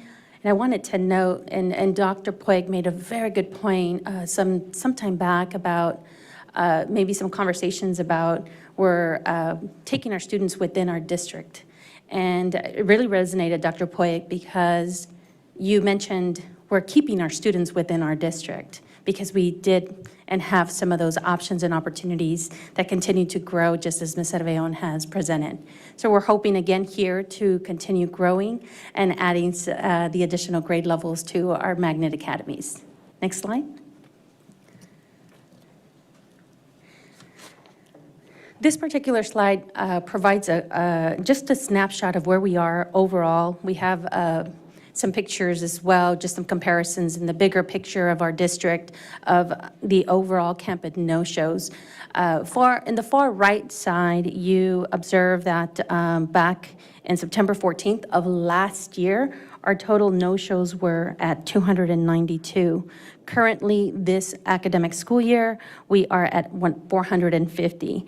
It is really interesting also to point out that the number is quite diverse as far as the spread of where our no-shows, and I will make some notes and just some comparisons of some numbers and percentages that we've looked at as to what is this really informing us and how can we specifically target as we continue reaching out to our parents to ensure that we can welcome them back. Even though we're in day 27 going on to day 28, there's still much opportunity to continue assisting our students and bringing them into our classrooms. Next slide. Here is a much clearer breakdown. What you have before you is the no-show comparison between our South San High School from 2020 and 2021 alongside West Campus High School. The numbers are clearly a little higher this year in 2021, and that is important to us because what we do not want, and of course it's not part of this presentation, is the dropout note or percentage to increase. So we're going to do everything that we can to continue lowering that number, and we continue to do that. We're still about a month and a half away from our campus snapshot, so there is much to do as we continue working towards these numbers. The next slide shares the overall no-shows at our middle schools. Dwight in 2020 at 25 and 60 this current year, along with Shepherd with 44, Zamora with 39, and Kazin with 25. We do note very closely, again, any dropouts that we continue to monitor to ensure that either they are registered in another district or we can account for where are they at this time. So there is still some anticipated time that we're hoping that the district alongside the state will extend for no-shows because of the pandemic and just the variant and the second phase of this pandemic. Lastly, lots of numbers here, but this is a comparison here for our 2021-2020 elementary schools. Madla Elementary is noted with 24 as comparison for the year before at 9. So definitely still some opportunity there. I will share with you that with the total number that we see before us, we're still anticipating about 50 families that are still in a place where they're not willing to, that we know specifically are still waiting now that we've received the good news. Again, we anticipate some of those numbers to increase by campus. Tomorrow we have actually we're joining Ms. Cerveon on the principal leadership meeting date to provide additional specific information about enrollment, no-shows, withdrawals, and what next steps we need to take as a district, as a campus, and to own that as we continue monitoring our snapshot and, of course, throughout the year. Extremely important. Mr. Mike, next slide. Thank you, sir. So this has been extremely telling for us. I will share with you the holistic number. In the last 27 days, we've had a total of 184 withdrawals. And that is quite aggressive as we compare from the year before. Clearly, there was some time last year that we did not remove our students as early as we did this year. So our data continues to inform us as to where we are. And just to give you a perspective of what we have learned from our families, our parents, and really what they want and how safe they feel. Of the 184 withdrawals, 76 of those withdrawals are K2, pre-K through second grade. That's about 41% of the total withdrawal for this year already. Along with that, 6th through 8th grade, we've had a total of 32 and about 18%. When we shift back to kinder through 5th grade, there are a total of 109 withdrawals at about 59%. And lastly, which is again very informing as well, for our high schools combined, we've had a total of 35, which is very, very different because our data has indicated differently in years past. So our students in the secondary level are coming, and they're staying with us. So there's definitely some room for growth. The anticipation of knocking on doors, the concentration, and the target of secondary has been very high. And again, just an opportunity here as we speak and communicate with our principals tomorrow and as we continue. We knock on doors every single day. We have teams that are out having those conversations, ensuring that we are noting what our parents are telling us. We have a mass dashboard for every one of our campuses with every student that has been identified as no-show and also as a withdrawal. We all have access to that information, again, because it informs us, it tells us where we are and what next steps we need to take. And it has been just definitely a collaborative effort to be able to continue bringing our students. It's interesting to have conversations alongside. Clearly, we're about our district, but it's really informing to learn about where other districts surroundings. I typically get messages asking, how much of your enrollment have you captured? Well, we're about 95% of that enrollment. I know of districts that are slightly under 90% and right in the lower 90s. So it really helps us understand where we are as a district in comparison to others. Ultimately, the most important piece to all of our enrollment is it's our students and ensuring that they do come back. Mr. Mike? I went ahead, Mr. Mike, on this one here. This the total numbers there.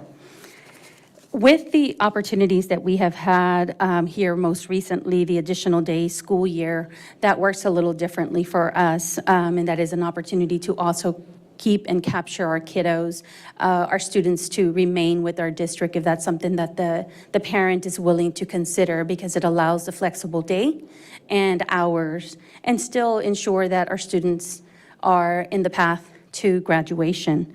Our remote conferencing program has been extremely helpful and phenomenal to assist us to continue gradually observing those numbers increase. The best part about that is that we continue to positively gain numbers, and that's what we want. Every time I visit with Superintendent Puig, we take a look at that, and that's important.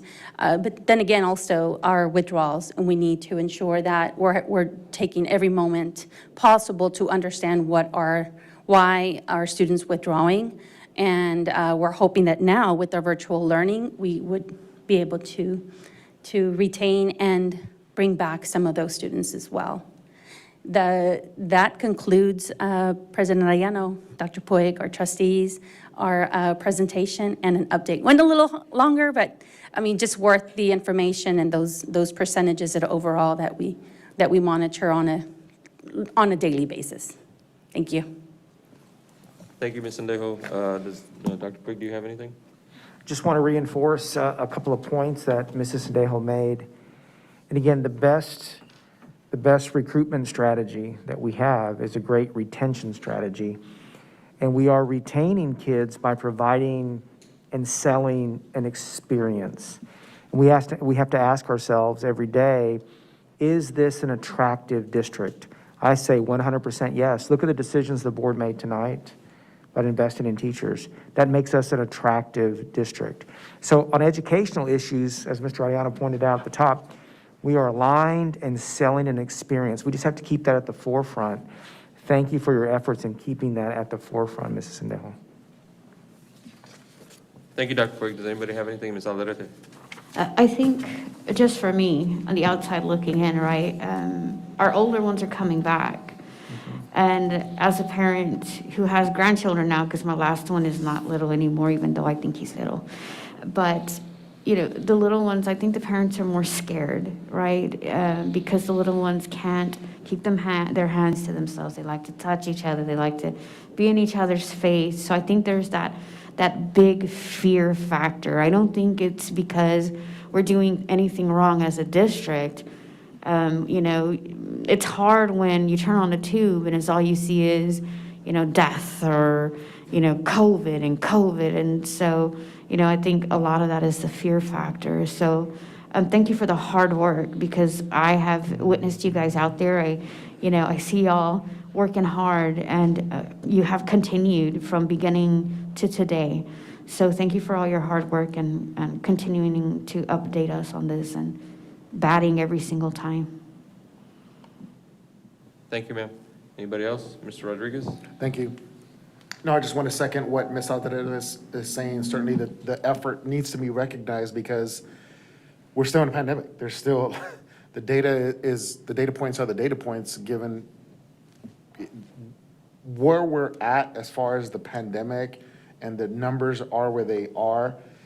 There's always room for improvement, but I think given all of those circumstances and all those factors, I think that we're doing a tremendous job with retaining. And I think the last time we saw how many numbers were from the outside coming in, right, outside of our district boundaries. So we're doing some things well. I think we're doing the best that we possibly can, given the circumstances that we're in. I had a question. You mentioned no-show date. Can you elaborate on that a little bit? If you would, Ms. Anejo, please. Absolutely, sir. If you recall, the original constant communication has been, and it's been a part of our dashboard, is the 700 to 600 students that could potentially return to our district. We enrolled over every single one of those students and identified them within the first day. It varied because we still had a shift a few days into the system where we removed 1,000 students, about 1,000 students that did not show on the first day, whether they're either enrolled and we welcome into the district or they're not. Of those pending numbers, we still have about 400 students that are part of that bucket. Those are students that were with us the year before. And of the no-shows, then we also decipher through and ensure that if the student is not with us anymore, have they considered another district? Do we have some type of transaction or communication from another neighboring district? Out of state, it's a little difficult to track, but it allows us just to know these students did not show back to our district. Is that? No, that makes sense. Yes, ma'am. I just didn't know if there was an associated date where, out of that bucket, if there's a drop dead date where they say, okay, if they haven't showed by this date, then, we entirely remove them. Do we have a date yet on Snapshot? Do we know when that Snapshot date is? Yes, sir. In October? It is the last Friday, October 29th, is the date for District Snapshot. Great. And then just the last thing is, Ms. Alderete already mentioned it, that parents are still very concerned. They're fearful, of the pandemic. And I think that we've done a good job marketing and just communicating all of the mitigation efforts that we have, the testing, the cleaning of all our campuses. So, I think over the course of time that, hopefully parents will understand that, hey, our safety is our primary concern. I think this board committed to that from the very outset. We're focused on the safety of our kids, our staff, and our community. So we're relentless in that approach. I think we're going to stick by that. And it's in our favor, I think. I think we're doing a tremendous job with that. So thank you very much, Ms. Anejo.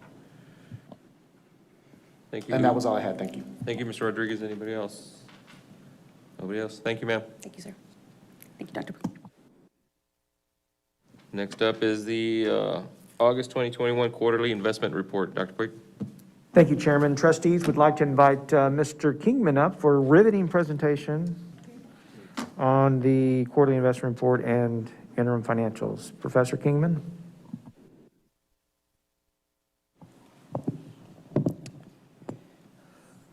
Good evening, Board President, Board Trustee, and the Superintendent, Dr. Puig. Tonight, I would like to present the quarterly investment report as of August 31st, 2021. So as you can see on the report, the district has 38.7 million in investment as of the end of June, and the district has 27.5 million in investment as of the end of August. So the investment reports show you how much we have in investment in a specific time frame. So the amount fluctuate depend on when we receive the revenue and when we have to pay our expenditure. For example, at the very end of January 2021, the balance was 27.4 million. And at the end of March 2021, the balance was 48.9 million. So I would like to take this opportunity to talk a little bit about our investment portfolio. So as you can see, the majority of our investment is with First Public Lone Star. And based on their report at the end of August, 33% of the portfolio is bonds backed. The guarantee bonds by the government. 33% is government treasuries. 28% is cash and repurchase agreement, and 6% is money market. So all of those securities are very, very conservative. So the main point of our investment strategy is to make sure that we stay conservative with the public money. So the interest rate for our portfolio is less than 0.03%. So it is pretty low, and we hope that we can increase the interest that we have with our investment. But it all depends on the market and the economy of the country as a whole. So my recommendation is we keep the investment portfolio as is, because it is a very conservative approach. So with that being said, it concludes my presentation. I will now open up the floor for question and discussion regarding the quarterly investment report. Thank you, Mr. Kingman. Dr. Puig, do you have anything? No? Okay. Does any board trustee have anything? All right. Thank you, Mr. Kingman. Thank you.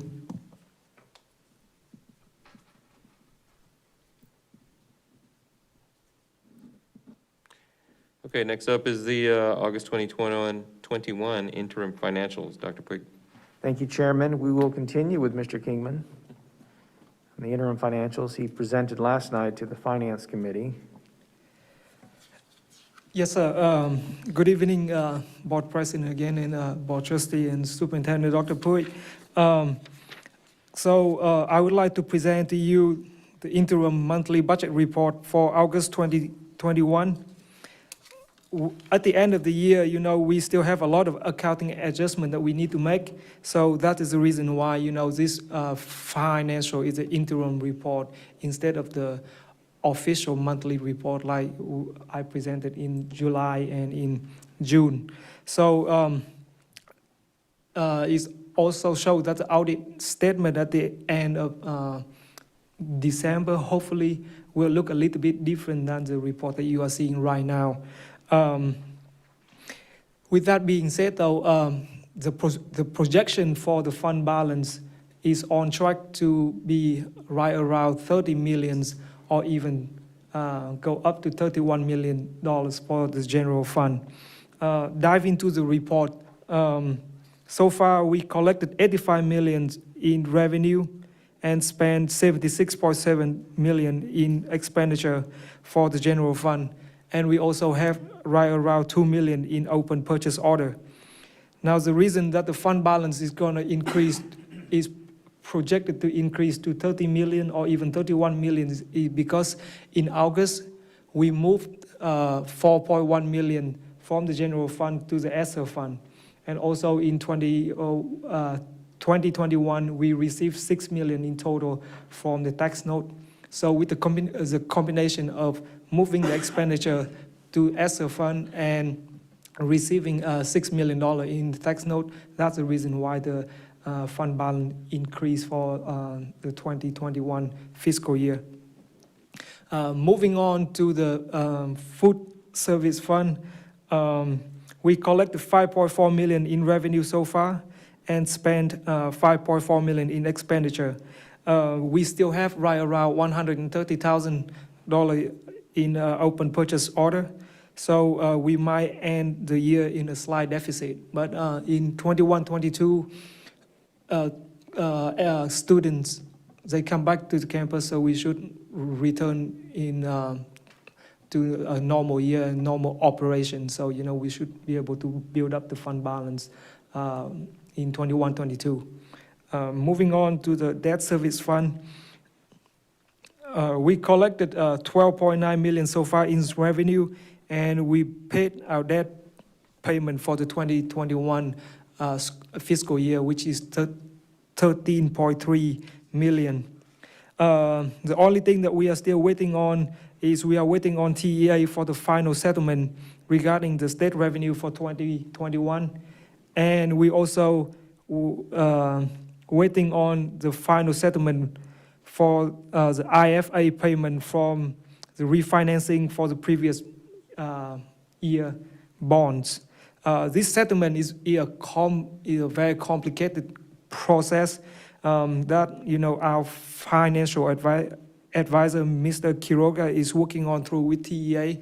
So they are going back and forth with 6 rounds of amendments already, and still, and changes still need to be made. So we just don't know when we're going to get the money for that settlement yet. But I would like to take this opportunity to thank Mr.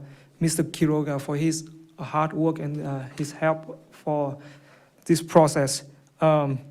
Just quick note, if we get if we know how much we're gonna get during the audit process, then we will book the revenue for that settlement in 2021. If we get the money, or if we know about the money after the audit process is over, then we will book it in the 21-22.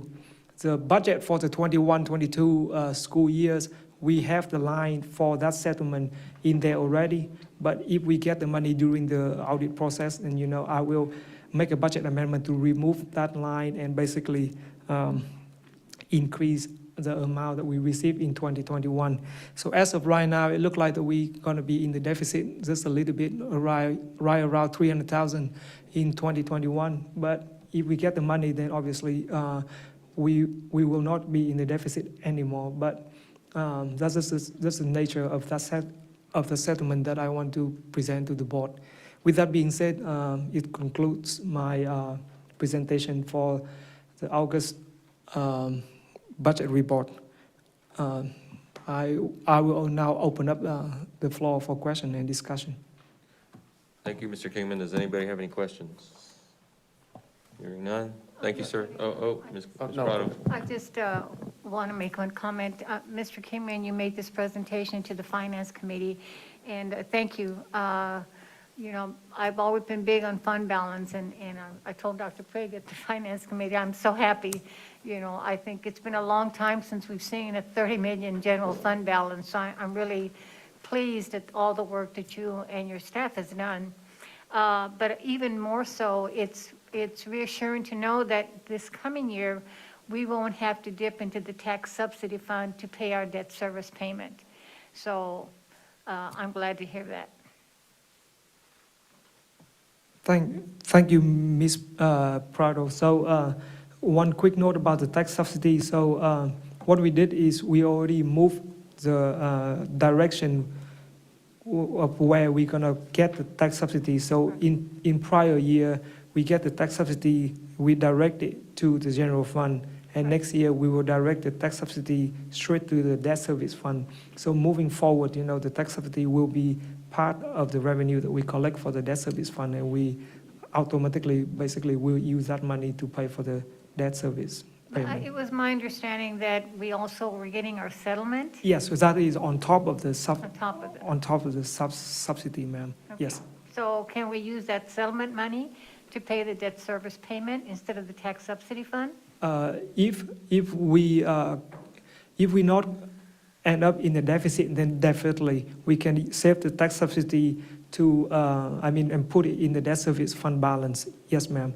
But if next year we collect less than the debt payment, then we will have to use the tax subsidy to pay for the debt payment. The 30 million is the general fund balance, and we can only use that for the general fund. And the debt service fund, I think at the end of last year, the fund balance for debt service fund is right around 2.1 million. Thank you, Mr. Kingman. Thank you. Thank you, ma'am. Mr. Rodriguez? Yes, sir, thank you. Mr. Kingman, tremendous work.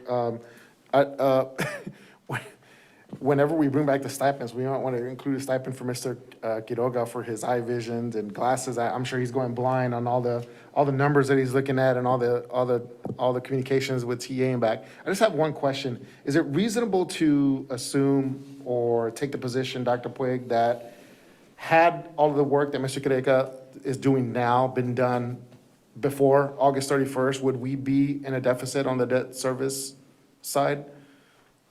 Probably not. Okay. Thank you, Mr. Kingman, for that tremendous work and for the team as well. So thank you very much. Thank you, sir. Thank you, Mr. Rodriguez. Anybody else? No? Hearing none? Thank you, Mr. Kingman. Thank you.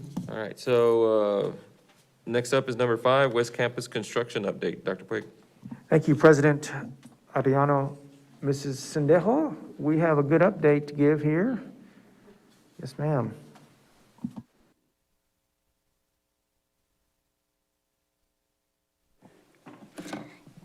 Good evening, President Arellano, Board of Trustees, Superintendent Puig.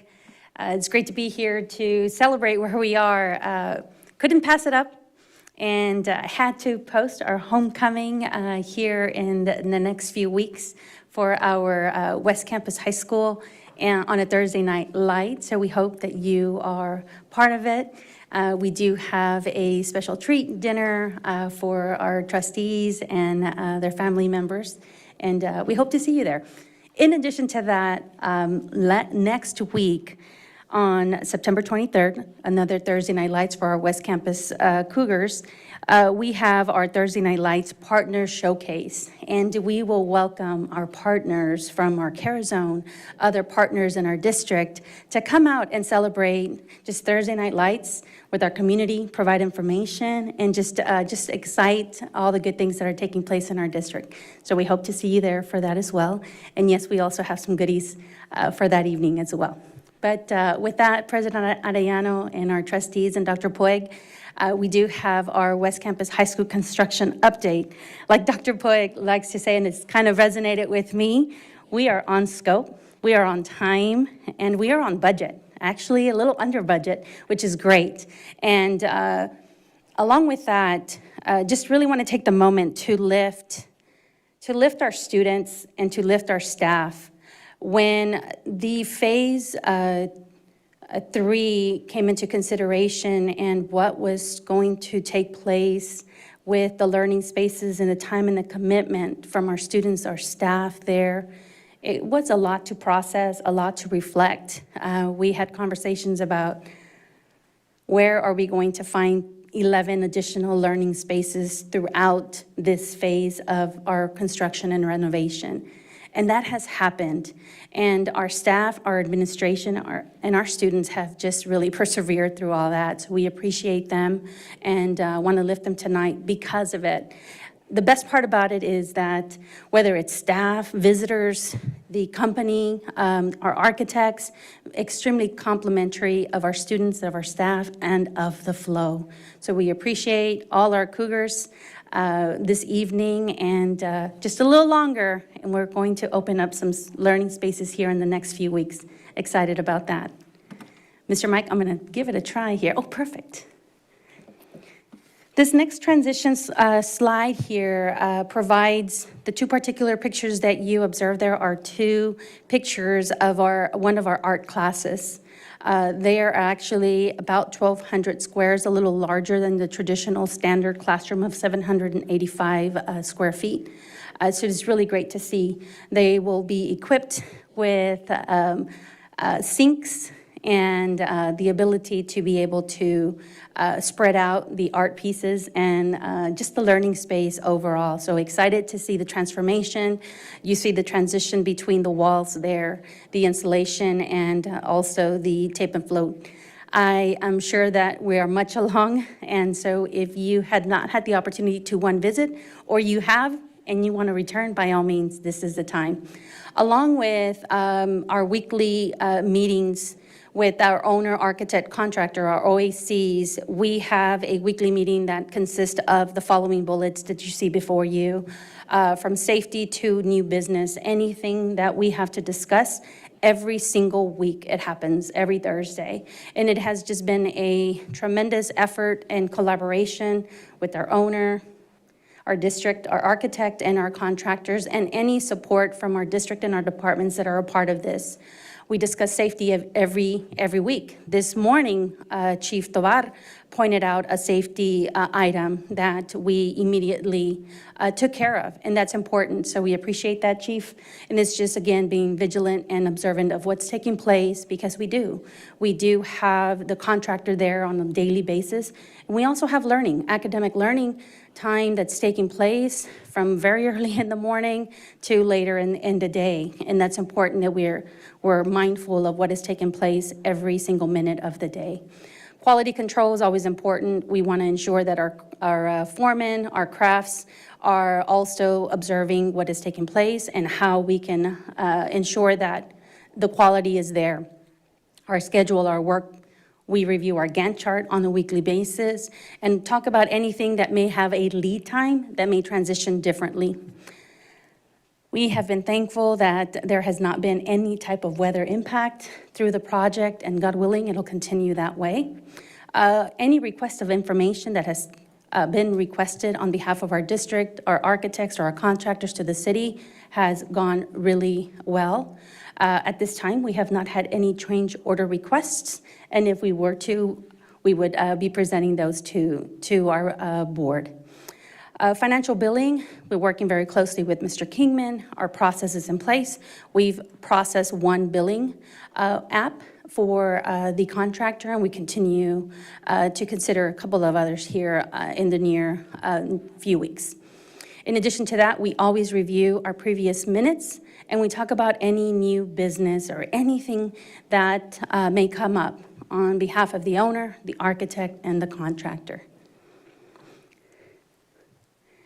Just a couple more pictures here. This is one of our standard classrooms. They're beautiful, wonderful, spacious areas that are almost completed. Currently, lighting, electrical, and insulation is taking place. You really note the difference there in a matter of days from the insulation to the covering of the walls. So at this time, we probably are ready to tape and float and to paint the walls. You see the ground, the brown paper, it's a large cover.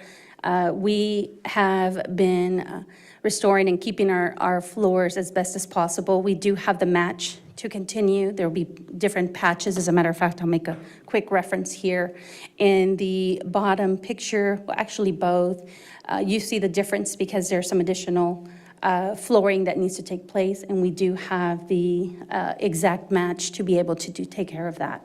So that will happen as we continue in the next few weeks. In addition to the standard classroom, one of my favorite spaces, the special education suite. Currently, the bottom picture versus the top is the covering of the walls already. We currently have had discussions about the cool-down room, the padding and what that would look like, plumbing and electrical, and then all the residential appliances that will be a part of this suite to ensure that our students that are learning, our life skills students are learning, have everything they need right in their space. So it's going to be just a wonderful space for our students. Residential appliances such as our refrigerator, our washer, dryer, electrical stove, dishwasher, microwave, and a non-vented hood. So I do want to also make note that any specification that is considered is a part of a conversation, whether it be on the Thursday when we meet together at the OACs, that our contractor is communicating with our architects, and we have a final approval and a recommendation. rather than just from the contractor to the owner.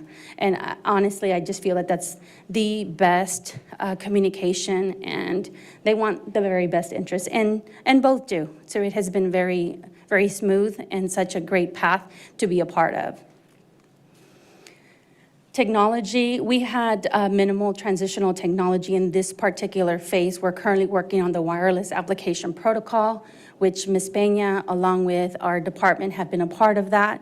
And again, at any time we have our OACs and there's an item up for discussion, a particular department that's up for discussion, those departments are a part of our meetings.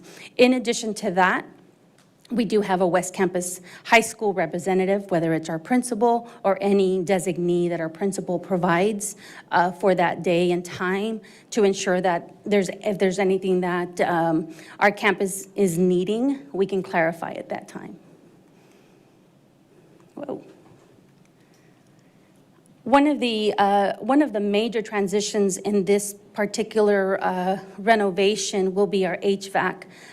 Sometime back in both our facilities and our finance committee, we had the discussion about the replacement of 13 units. So it is definitely an effort, a coordinated effort. Our chief of police, Chief Tovar, along with our departments, numerous departments, will be coming together prior to the week of October 12th, because that is the day that we will be placing the crane and stationing and setting 13 units onto, and still conduct a wonderful, welcoming learning environment on that day. So it is definitely a working effort from the team, and we're coming together to ensure. Another opportunity here that we have to also be mindful is our transportation department also houses out in the back end of our West Campus High School building. And we have to ensure that we have our traffic flow exiting very early in the morning so that we don't miss a beat when it comes to our tier pickups, and the same thing in the afternoon. So it definitely will be a collaborative effort, but it's extremely significant to come together, and that really has been the sense and the feel through this whole plan, and we continue and we hope that it will continue in this manner.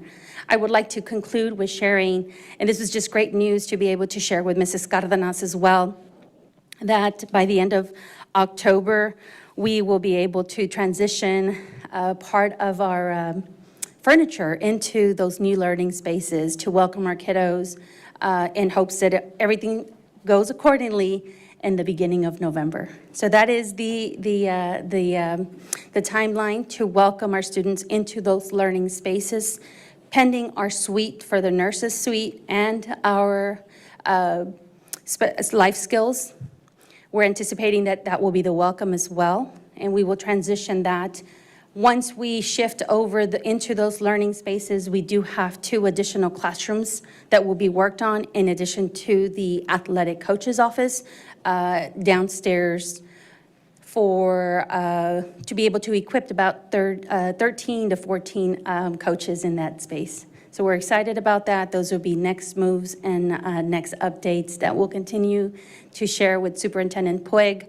We do have a great dashboard called ProCore that provides us additional updates and all kinds of pictures and just latest notes and minutes of every single week that we prepare and we plan for. So again, we're just really proud, excited, and just again want to conclude with thanking our staff and our students at West Campus High School for their perseverance through all of this and just the excitement of what's to come in those learning spaces. President Ayano, Superintendent Puig, and to our trustees, this concludes our update for our West Campus construction. Thank you, Ms. Sendejo. Does anybody have any questions, comments? No. Okay. Thank you, ma'am. Ms. Ariano. Oh, yes, sir, Mr. Yes, sir. Rodriguez. Thank you. Ms. Anejo, you mentioned the timeline being late October, early November for the kids to be able to, for teaching and learning to start happening in those classrooms, okay? Yes, sir. Great. I want to note really quick that I'm there every morning and I'm there every afternoon because I have kids that go on campus there. So I haven't observed any traffic congestion due to construction. So that, you mentioned that, so I haven't noticed any of that. So I just thought I'd share that with you. I've also noticed the lighting that's been going up in the parking lots. which is much appreciated. I think that's been long overdue. It's kind of dark there in the evening when the kids get back. So I'm glad to see that that lighting has been going up. And that hasn't had an impact on anything that's been going on the campus when I'm there picking up and dropping off. So I just wanted to share that. So are there, given the timeline that we have for the end of October, the start of November, are there currently any obstacles, any hindrances, anything that's gonna, aside from some natural disaster that's gonna impact, are we on time? And I think I heard you say on time and on target, so we don't have anything that's going on, any lead times on anything that will prevent us from meeting that target date? At this time, we do not, Mr. Rodriguez. We do have a lead time on the wood floor in our dance studio. That is about the only one that we are considering at this time. If there were to be one, we would immediately notify Superintendent Puig, and that has not been the case. The one we were a bit worried about were the AC units, the units coming on board, and the fact that we're already targeting the appropriate week for that, that is definitely very helpful for us. There is one unit of the 13 that we will transition in the third week of November during our break, and that is only because of the rerouting of the HVAC.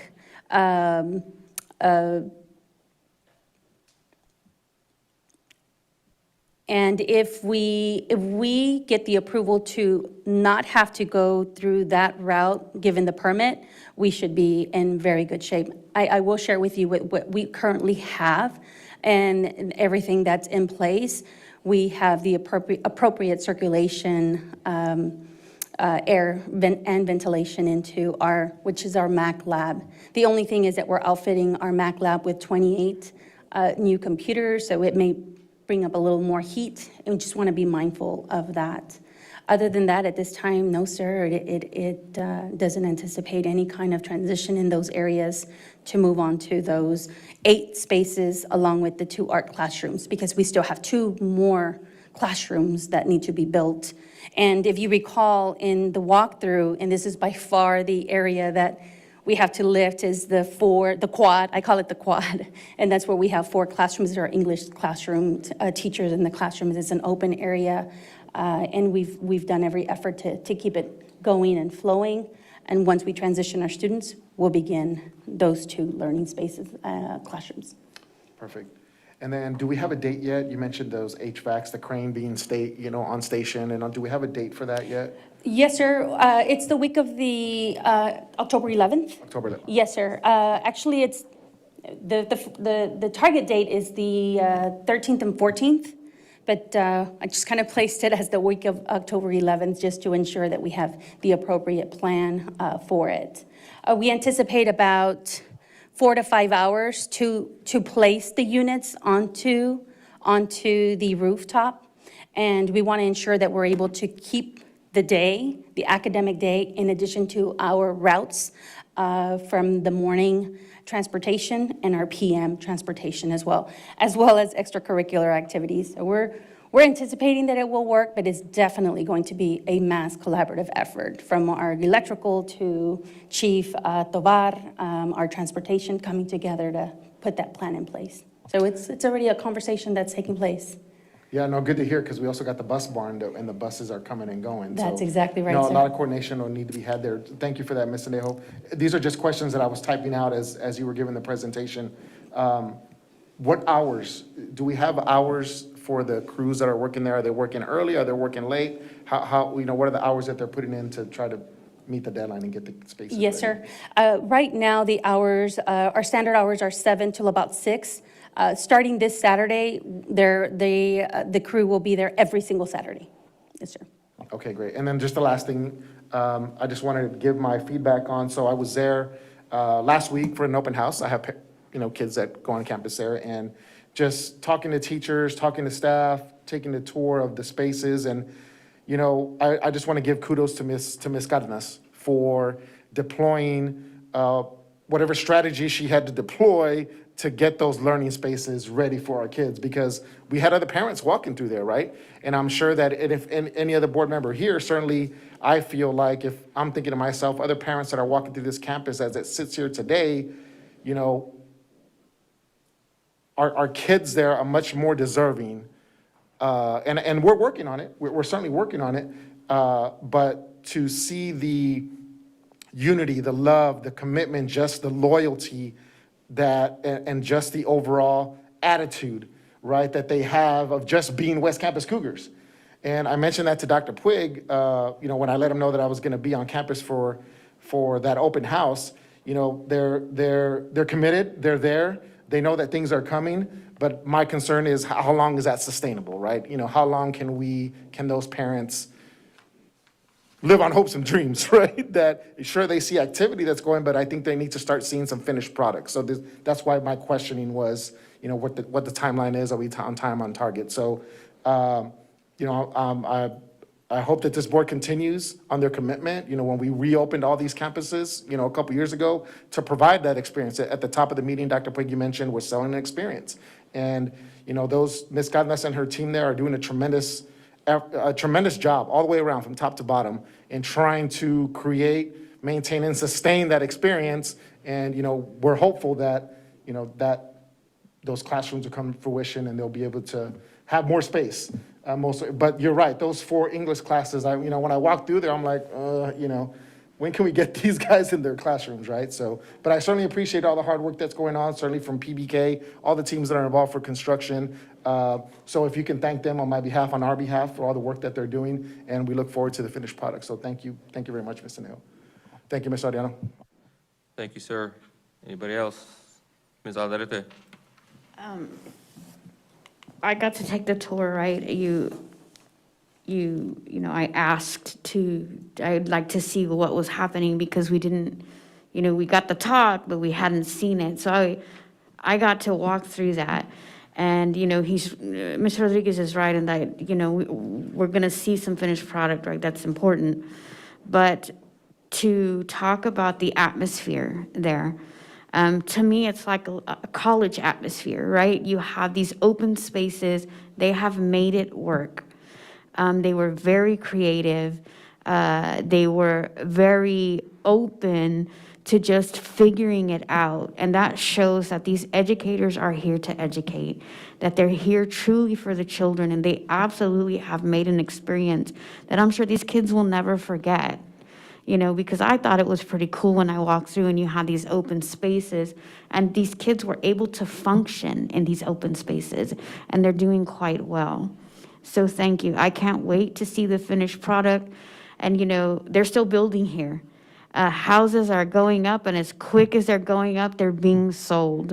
And I think the numbers speak volumes as our campuses are growing in the elementaries in that area. So I can't wait to see a stadium with lights. I know that we haven't talked about that yet, but our competition sits, right around the corner. And that is huge. So I can't wait to see the whole thing just come together. So I'm super excited, and thank you for this update. Thank you, Ms. Alderete. Okay, nobody else? All right, I'll just say a couple of words really quickly. I was at West Campus. I think that was the only school I went to on the first day of school, because I went with you, Dr. Puig.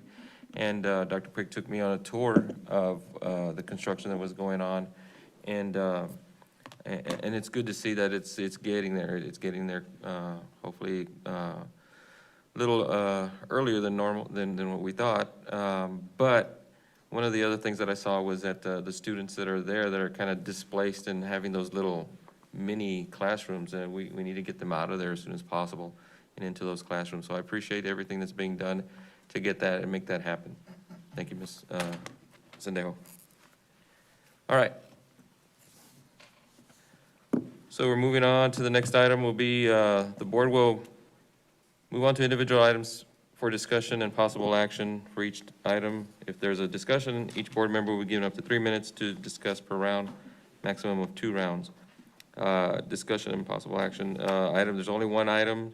Discussion, consideration, and possible action to approve indemnification agreement between PBK Architects and Garza Baumberger for the Veterans Memorial Project. Chair will entertain any motions regarding this item.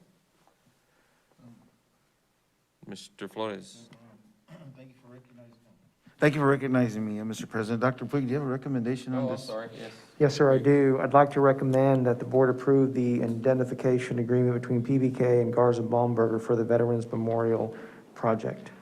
I'd like to make a motion that we support the recommendation of Superintendent Dr. Puig. Have a motion, is there a second? Second. Mr. Rodriguez, discussion.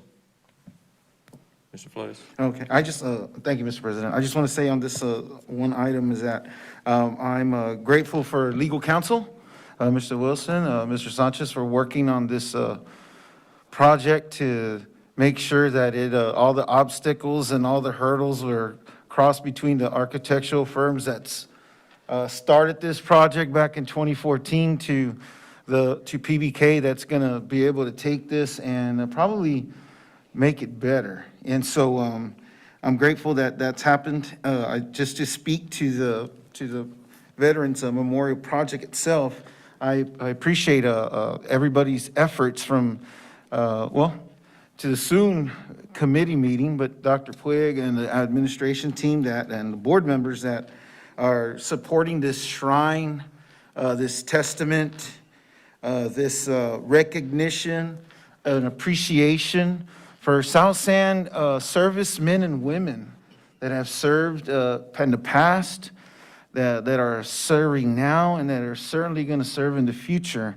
And I'm grateful that there's going to be a reference point soon to be to come about. And so it's work from this board to see that happen. And so I'm grateful to be able to speak to it, to help lead a charge on it. And again, not without the efforts of the complete board. And so I just wanted to say that. Thank you, Mr. Flores. Anybody else? Mr. Rodriguez? Thank you, Mr. Adriano. No, I just want to echo Mr. Flores' position on the Veterans Memorial. Certainly something that's been a long time in the making. I'm appreciative of the board taking action to support that initiative. It's long overdue. Certainly, it's going to be a momentous occasion, a big celebration when when the memorial actually gets built and put up.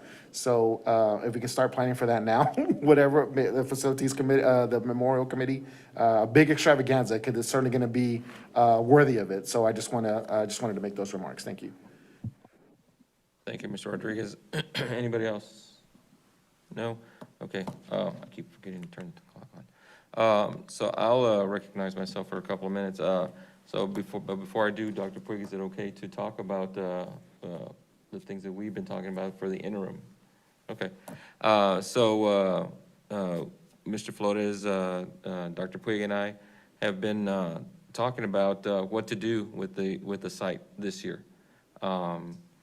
Because now we're having to go through this process, and it's going to take a little longer to get the actual memorial up.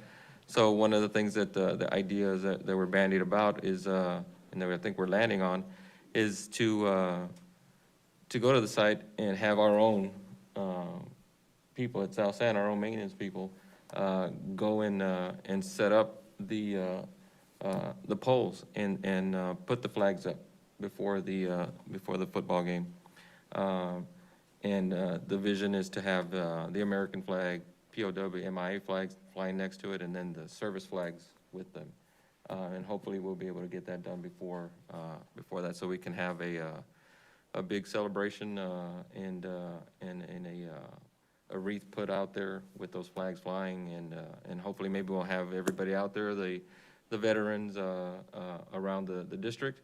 And hopefully we end up with something like we did last year, where we had a lot of applause and a lot of appreciation from the opposing team and the fans that were out there. It's going to be emotional. It's going to be it's going to be awesome to see that happening. And I'm hopeful that myself, and I think Mr. Rodriguez will be there, and Mr. Flores, and maybe if your brother's around, he can come also again, and Mr. Prado. And it's just something that's going to be building upon last year, and this will be the prelude to what's going to happen when the memorial is finally finished. So thank you, everybody.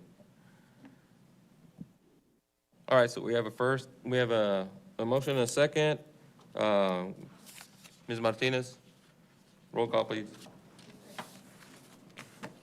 Stacy Alderete, Yes. Gilbert Rodriguez, Yes. Connie Prado, Yes. Shirley Ibarra, Yes. Homer Flores, Yes. Ernesto Ariano Jr., Yes. Gina Villagomez. Yes.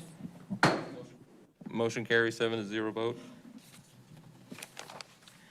At this time, we're going into closed executive session. The board will return to open session and take appropriate action, if any, on items discussed in closed session. No action will be taken in closed session. Further, board members are reminded that all items discussed in closed session must remain confidential so as to avoid liability to the district. The board would consider and discuss the following items: closed meeting pursuant to Texas Open Meetings Act, Texas Government Code subsection 551.071, 551.072, 551.074, 551.076, 551.082, and 551.0821. Item number 1, discussion concerning personnel matters pursuant to Texas Government Code section 551.074. Item number 2, consultation with legal counsel regarding status of TEA assignment of a monitor to South San Antonio Independent School District. Item number 3, discussion on the approval of the evaluation instrument for the evaluation of the superintendent, 551.074 and 551.071. And item number 4, conduct formative evaluation of the superintendent, 551.074 and 551.071. The board will now go into closed session. The time is 8:23 p.m.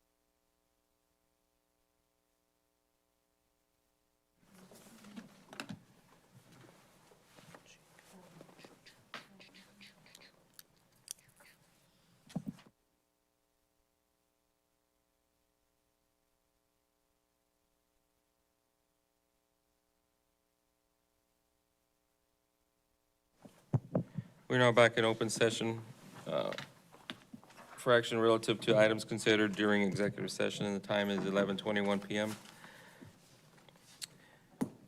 We're in item discussion and possible action in open session regarding any items discussed in closed session. Item number 1, discussion concerning personnel matters pursuant to Texas Government Code 551.074. There were no actions in executive session. Item number 2, consultation with legal counsel regarding status of TEA assignment of a monitor to South San Antonio Independent School District. No action is required. Number 3, discussion on the approval of the evaluation instrument for the evaluation of the superintendent, 551.074 and 551.071. The board chose not to use the evaluation instrument and decided to have a informal discussion with Dr. Puig instead. So no action required for number 3. Item number 4, conduct formative evaluation of the superintendent, 551.074 and 551.071. Do I hear any motions? Board President? Maybe Ms. we- Ibarra? I move that the Board of Trustee adopt a formative evaluation of the superintendent as discussed in executive session. Thank you, ma'am. Do we have a second? We have a motion. Do we have a second? I have second. Ms. Villagomez is the second. Discussion. We're going to go on these items that we're going to possibly discuss. We're going to go one round of 3 minutes. Anybody have anything to discuss on this one? Hearing none. Michelle, roll call, please. Is there Stacy Alderete? Abstain. Gilbert Rodriguez? No. Connie Prado? Yes. Shirley Ibarra? Yes. Homer Flores? Yes. Ernesto Ariano Jr.? Yes. Gina Villagomez? Yes. Motion carries with 1 abstention, 1 no, and 5 yeses. Next up is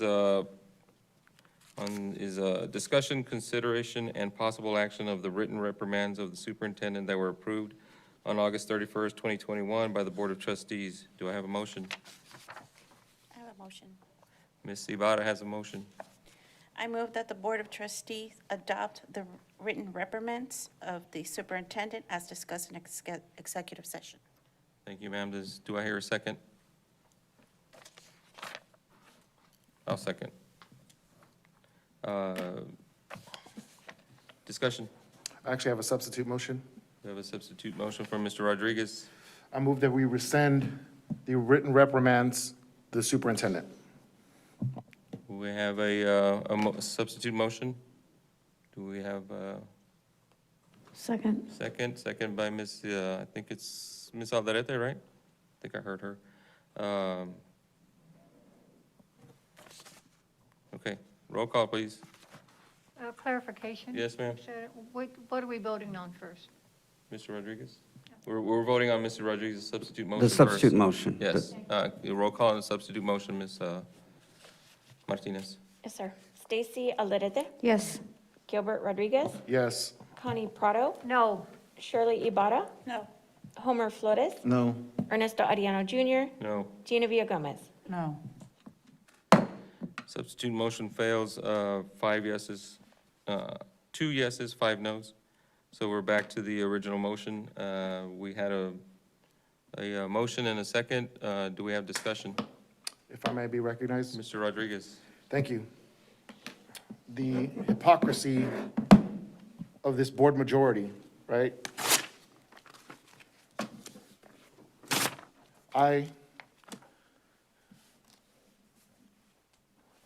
have zero tolerance for deception, liars, hypocrisy, which there was a good show that was put on out here at the start of the meeting, trying to give a perception that we're going to try to get along for the betterment of our kids. Everything to the contrary. This gentleman here of honor and integrity, I think Mr. Flores said it very well the first time around when he made the motion and requested the agenda item to extend his contract and give him a pay raise. He said then, and the entire board agreed, that this district had ceased and desist being superintendent killers, that this school district was no longer on that path, that this board majority was going to change its ways, and that we were not going to be known for that. Evidence to the contrary, right? Case in point, there's a concern about who I'm giving this to. There you go. Hypocrisy is only going to get you so far. And believe what you see, because I do.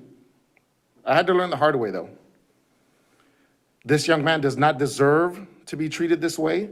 He deserves our unwavering support as much as we say out here with words, most of you, that you do. Your actions speak to the contrary. Supporting the superintendent goes beyond voting yes, way beyond, as evidenced by the XG training that we're hoping to finish here in the near future, I hope. It's just unfortunate that the words that Mr. Flores said on that day were untruthful, because it's a relentless pursuit on this young man here to discredit, destroy. Why? Why? There's an answer. Because he's a man of honor and integrity and is here wholeheartedly for our kids. And I know that that's not the norm here, guys. That's not the norm here, traditionally here at South San, right? The norm has been superintendent killers. And that's what you guys are trying to do to this young man when all he's done is try to do right by our kids. And most of you know that. Thank you. Thank you, Mr. Rodriguez. Does anybody else have anything? Ms. Alderete, 3 minutes.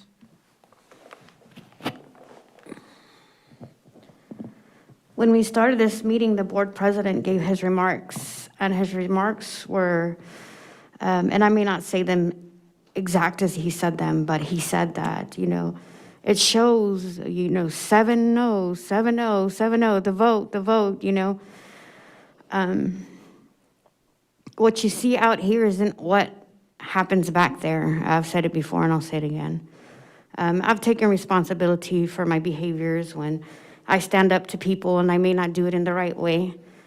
But I'm not going to sit here and lie, right? I'm not going to be a liar. And Mr. Rodriguez, I think you made a great point that Mr. Flores came out here and made that motion to extend your contract and to give you a raise. But it came with a cost. It came with a cost, and that cost didn't come, and this is the result of that. This is the result of him not getting what he wanted. It's so clear. I can't sit here. It's hard to sit here and pretend. I'm not going to pretend. I'm not going to pretend that everything's okay. I'm not going to act like, they're saying, oh, well, let's repair you can't repair crooked. You can't repair lies.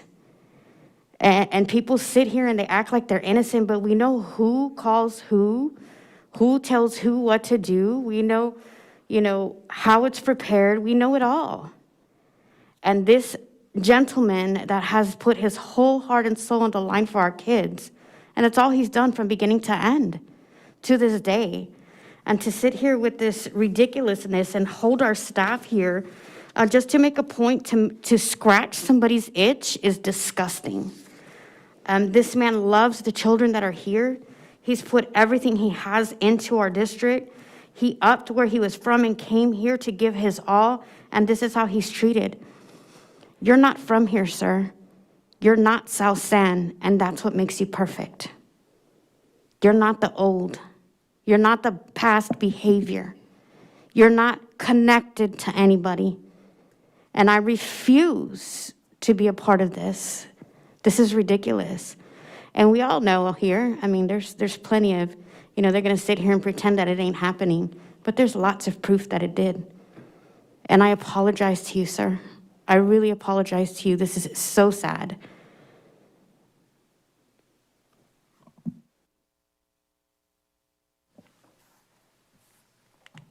Thank you, ma'am. Does anybody else have anything? Mr. Flores? Absolutely. And so thank you for recognizing me, Mr. President. And so I definitely want to say that there are two on the dais that want to cause a spectacle and make frivolous accusations. which that's what they are. We made a motion 4 months ago or so. The superintendent got a raise, he got support. If you look back at tape, you will see 99.5% support on recommendations. If anything's, that has been true. But I will say that a crybaby that lost board president continues to cry, and that is no lie. And so I wanted to say that. Thank you, Mr. Flores. Anybody else? Ms. Ibarra? Okay, so I'm really upset with how two trustees bash the rest of us. We are always about student outcome. We always work with the superintendent. They always fabricate that we do this and that of course, not all of us get along in the back because there's this discussion. If we have our own opinions to what we have. We're not gonna be all, working together, but the thing is that we come together and we show that we are about student outcomes. We vote to support the superintendent. And I'm just fed up with how other trustees bash and fabricate, and that has to stop already. I'm just fed up. I don't speak my mind that much, but when it's things like this, it really gets under my skin. And I just wish it would stop and stop making drama and just move forward and work together. Thank you, Ms. Ibarra. Anybody else? Okay. So I'll recognize myself for 3 minutes. So it's a shame that we are in closed session and we are we're conducting business back there. We are reading the reprimands to the superintendent. He stays there and is listening to all that. But then we have two trustees that decide to get up and leave. And to me, that's not supporting the superintendent.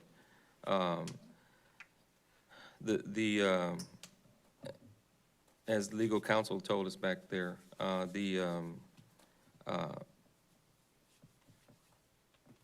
given a reprimand is not necessarily a bad thing. It's a course corrective action. It's an evaluation. It's per case law, per TASB, it's considered a form of an evaluation. So supporting the superintendent also includes providing an avenue for corrective action, which is what the reprimands are. For our only employee, the only employee that the board has, with the intent to course correct, to help him course correct, to not take action when things are, when there are breaches of policy, is a disservice to the board. It's a disservice to Dr. Puig for not to turn a blind eye to that. This board will not do that. We're trying to make things, trying to course correct not only for the superintendent, but for the board itself. Unfortunately, after the other two trustees left, you were not able to hear the rest of the conversation that we had with Dr. Puig, which was very fruitful, and I think will pay dividends here in the near future. And it's just a shame that the other two trustees decided not to be part of that. Thank you. Okay, with that, we have a motion, we have a second. Roll call, Ms. Michelle? Is there Stacy Alderete? No. Gilbert Rodriguez? No. Connie Prado? Yes.